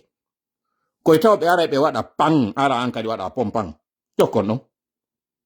Nyande be feti ni hata be alaka feti na wankade ye contre yalto ita donc c'est très simple. Jogue o mentalité do senir de famina ni kino rekirlon de varien on yibe fudi ke rekilde kono be famina na on de balde do tout va bien, rien ne va, encore une fois insiste, rien ne va. Je sois attentif et je dis cette partie encore en français. Le CNRD a franchi 5 étapes des 7, j'ai dit tout à l'heure 5, mais c'est 7 étapes pour que tout empire, aussi grand soit-il, pour qu'il chute. Le CNRD déjà a déjà fait les 5 étapes des 7 qui font la chute de tout empire. Et là, nous parlons d'empire, nous ne parlons pas de régime aussi fragile que celui du CNRD. Maintenant, la prochaine étape que nous devons faire, nous ne nous focalisons pas sur ces dissolutions. Et là, je m'adresse à tous les Guinéens, de tous bords politiques, à la société civile, pour leur dire que le FRAPP vous dit que nous sommes presque à la fin de la lutte que nous sommes en train de faire. Le CNRD a procédé à la dissolution de partis politiques. Ce n'est que sur papier qu'ils ont fait cette dissolution. Un régime illégal ne peut pas du tout dissoudre des partis politiques qui ont un parcours politique et une assise politique et une histoire politique. C'est impossible. Ces bidas qui sont dehors la loi ne peuvent pas venir nous défier, nous, populations. Le moment est venu pour qu'on se donne la main, pour qu'on comprenne que trop, c'est trop. Nous n'allons pas appeler à une vendetta, nous n'allons pas appeler à une révolte populaire, nous n'allons pas appeler à faire de la violence dans les rues, pas du tout. Déjà que le déclin, il est sur le compte à rebours a déjà commencé. Ce manque de liquidité est un signe évident et apparent de l'essoufflement de cette gente qui a pris toutes les dépenses pour les investir dans l'armement. Au lieu de sécuriser les Guinéens, vous voyez, c'est une honte aujourd'hui qu'ils disent qu'ils ont ouvert des enquêtes suite à des disparitions d'octogénaires. Dans un pays qui n'est pas, et dans des villes qui ne sont pas des villes frontalières. Malgré tous les équipements, moi, à la place du CNRD, je me serais gêné qu'on dise que des citoyens disparaissent.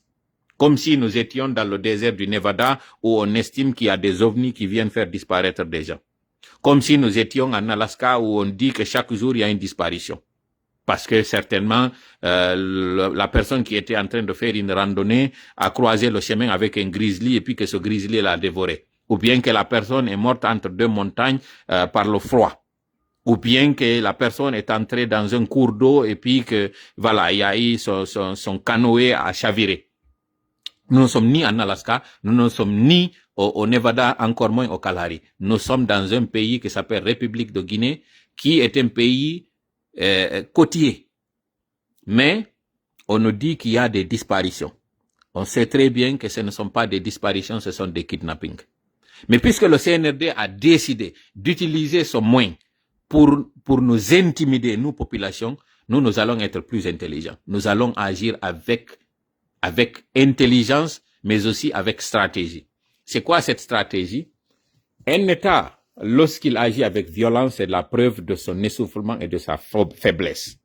Et cette faiblesse, puisqu'elle saute aux yeux, nous, populations, qu'est-ce que nous devons faire? D'abord, c'est nous donner la main. Oubliez le fait de dire ça, c'est le RPG. Et que c'est le RPG qui a enfanté le CNRD. Oubliez de dire qu'Alpha Condé a fait ceci, il a fait cela. Alpha Condé est une victime comme nous. Oubliez de dire que c'est lui est le voleur d'avion ou bien qu'il a fait 10 ans dans un régime et qu'il est lui aussi comptable de la situation actuelle du pays. Oubliez tout cela. La gente utilise ces arguments pour nous diviser et nous manipuler. Ce que nous sommes en train de vivre les 5 dernières années est pire que ce que la Guinée a vécu depuis 1958 jusqu'en 2021. C'est pire. Et là, ce n'est que le début. Le retour du parti-État, nous n'en voulons pas.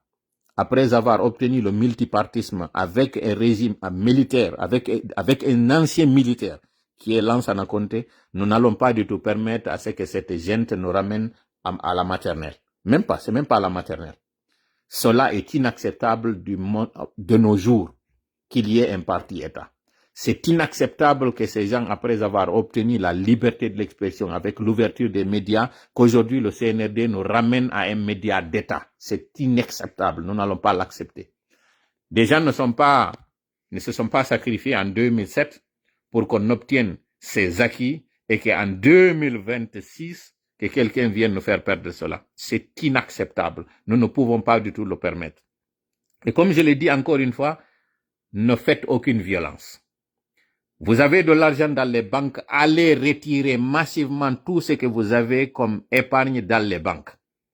Le CNRD déjà a fait des détournements. Ils ont fait ce qu'ils ont appelé en 2024, 23 d'ailleurs, la réquisition des banques. Ils sont allés prendre les réserves obligataires qui devaient servir en cas de manque de liquidité. Aujourd'hui, dans les quartiers, même pour aller faire un retrait Orange Money, avec les particuliers, là, nous ne parlons pas des grandes banques, nous parlons des prestataires commerciaux qui sont dans les quartiers. Pour aller faire le retrait de 100 000, c'est la croix et la bannière. C'est devenu une véritable tombola. Tout simplement parce que des gens ont décidé de détourner l'argent, de s'octroyer des avantages sociaux. Ils sont en train de distribuer des villas à l'emporte-pièce pendant que les enseignants n'arrivent pas à avoir leur dû. Ils sont en train de distribuer des voitures, de les donner à des communicants qui sont en train d'abord de cracher sur nous pendant que les hôpitaux manquent de médicaments de base. Ils sont en train de se partager des galons. Ils sont en train de se partager des avantages pendant que des corps sont en train d'être transportés parfois sur des motos dans un pays qui se dit être la plus grande réserve mondiale en bauxite. Si vous pouvez accepter cela, nous, au sein du FRAPP, nous disons que nous n'accepterons pas cela et nous n'allons pas nous le permettre. Mais encore une fois, écoutez bien le message, il ne s'agit pas de barricader des routes ou bien de demander à ce qu'il y ait une violence dans un pays déjà meurtri plutôt. Ce que nous vous demandons de faire, c'est de faire de la désobéissance civile. Ne reconnaissez pas le CNRD, ne participez pas à leurs activités qu'ils vont initier. Ne payez pas les taxes. Les conducteurs, par exemple, désormais, ils vont faire l'augmentation du prix de carburant à cause de cette situation mondiale. La situation mondiale fera que le prix du pétrole va monter. Mais lorsque le prix du pétrole était en baisse, le CNRD n'a pas baissé les prix. Et donc, il sera inacceptable que, puisqu'il y a eu la crise mondiale, qu'ils augmentent le prix pendant que le baril était descendu jusqu'à moins de $50. À moins de 60, ça c'est sûr. Il y a quelque temps, le CNRD n'a pas baissé le prix pour soulager les citoyens que nous sommes. Il n'y a pas très longtemps, le CNRD est venu démolir vos commerces. Ils ont fait des destructions abusives et sauvages. Là où des foyers, des mères de famille, des pères de famille gagnaient leur pain, le CNRD est venu détruire cela en mépris et en violation totale du droit et de la règle. Ils n'ont pas fait de préavis, ils n'ont pas construit avant de vous déloger et ils l'ont fait avec l'arrogance et avec un dédain inexplicable. Peuple de Guinée, tu es plus grand que ça, tu es plus noble, tu es plus fort que ce que le CNRD a voulu aujourd'hui te rendre. Écoutez bien le message, comme j'ai dit encore une fois, c'est simple. Allez, faites des retraits massifs de votre argent parce que le CNRD a décidé de bunkériser l'argent pour qu'ils puissent faire face aux dépenses de leur mascarade d'élections locales, communales et communautaires. Ils ont fait la même chose. Le manque de liquidité, ils l'ont orchestré jusqu'à l'approche de leur mascarade de présidentielle. Ils ont sorti ce qu'ils avaient. Présentement, ils ont utilisé la planche à billets et ils ont une quantité stockée dans des lieux que nous ne pouvons pas donner. Pour des questions de sécurité, nous ne donnons pas. Mais il y a eu d'arrivée de conteneurs de billets d'argent. Ils attendent à ce qu'il y ait l'approche de leur élection, de leur mascarade, pour sortir ces billets et là, il y aura un flux d'argent. Ils vont le donner le temps de faire leur hold-up et après encore, nous allons revenir à la même sécheresse. C'est le moment pour vous d'aller retirer encore une fois. Allez, faites massivement le retrait d'argent. Ne banalisez pas ce que nous sommes en train de dire. Et allez aussi faire le plein de matière, de besoins de base. Le riz, l'huile, le sucre, la farine. Allez acheter cela et allez le magasiner. Allez, faites le plein de ces besoins de base. C'est comment on les appelle d'ailleurs, c'est les produits de première nécessité. Allez vous en procurer. Parce qu'il va manquer. Ce n'est pas simplement propre à la Guinée, mais la Guinée commettra encore ressentira les conséquences de ce conflit plus que tout pays au monde. Un internaute nous disait que malgré la crise, il n'y a pas, malgré le conflit au Moyen-Orient, il n'y a pas eu de crise de carburant en Sierra Leone, il n'y a pas eu de crise de carburant en Gambie, il n'y a pas eu de crise de carburant au Sénégal. Pourquoi déjà, à peine que la crise a commencé, la Guinée a commencé à manquer de carburant? Ça, c'est une question qui mérite d'être posée et elle doit attirer notre attention. C'est parce que non seulement nous n'avons pas de dépôt de carburant, ça ne l'oubliez pas, depuis l'incendie dans le dépôt de carburant en 2023, nous n'avons pas fait de reconstruction de dépôt de carburant. Donc ça déjà, ça désavantage la Guinée. Deuxièmement, la Guinée a dilapidé tous ses fonds, toutes ses réserves d'argent. Vous avez eu le nombre de scandales dont on a parlé, de détournement, de déperdition. Et cela n'a toujours pas été compensé. Tout cela mis ensemble fait que le Guinéen doit prendre ses dispositions dès maintenant et comprendre que la crise politico-économique et sociale qui profile à l'horizon fera que le CNRD ne s'en sortira pas. C'était le message que nous devions vous donner. Milanitora live on du weltana golon on fop yafino e modon de balde sappo sakkitoroje den do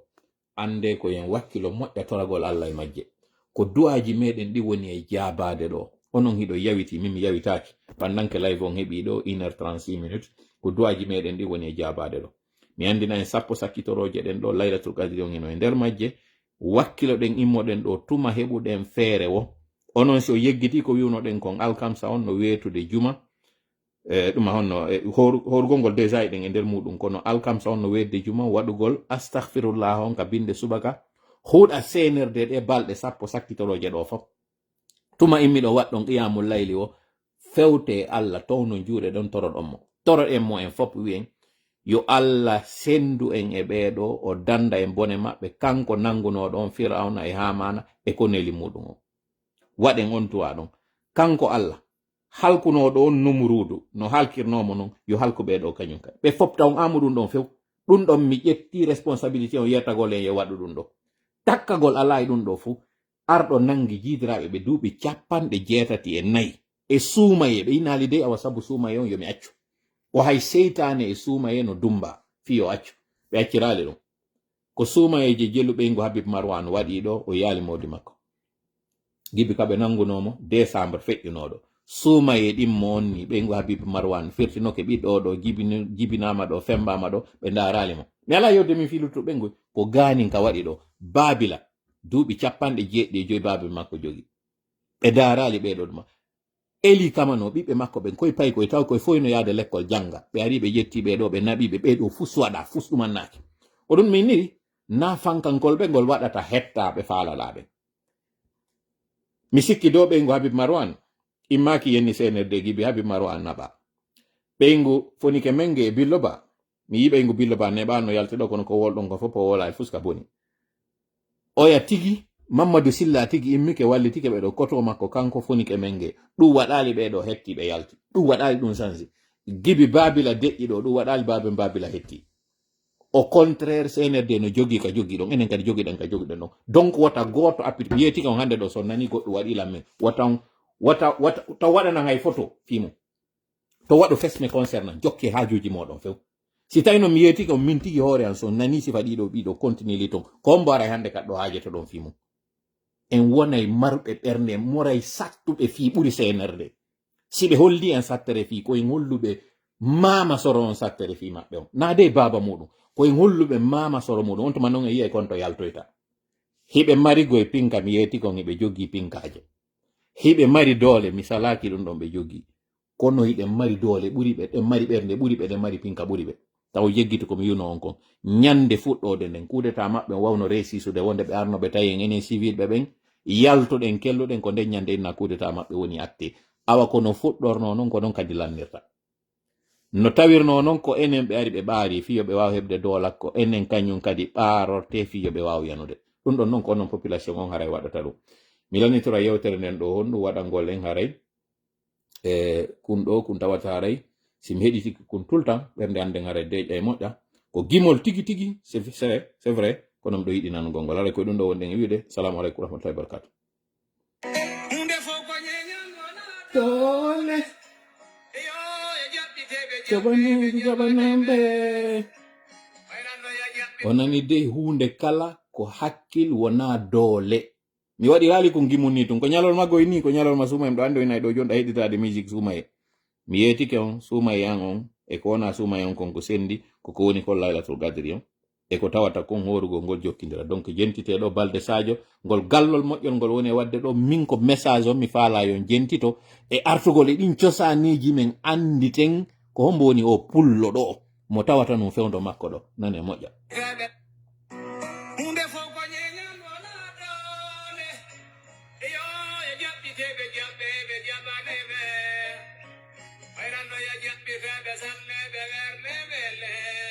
arana banteɓe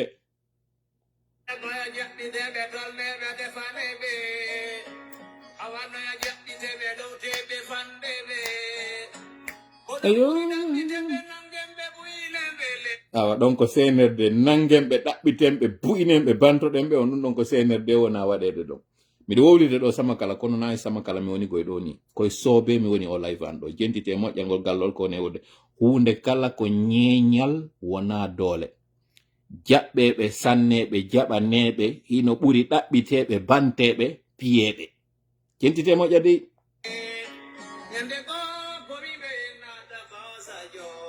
e tola ba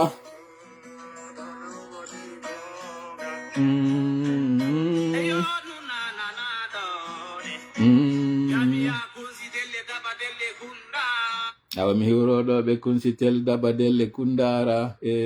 ɓe dingirayi hiwrama yeggitino miɗo jogi ɗo gokkungo ene ɗo mari ɓe nguyeteɗo hawa ari miɗo fede fimade ari yogiɗo an ari ay ko ammi fala ari yode an ari ko ammi fala giɗo ari yode an ari so ngala ɓe nguyeteɗo hawa laɓɓe nen ene wiyeteɗo hawa no ka nder live ɗo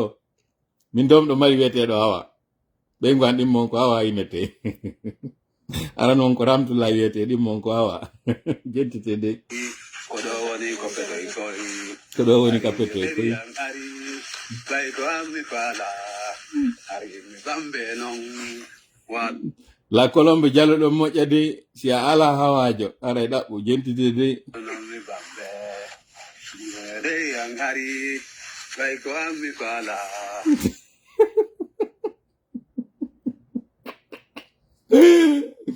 awa ɓeɗo en ni ɓengu maɓɓe ko hawa wiyete Ceerno Diallo en ni ɓengu ko hawa wiyete non non pour être vraiment très sérieux jentitoɗen gasaji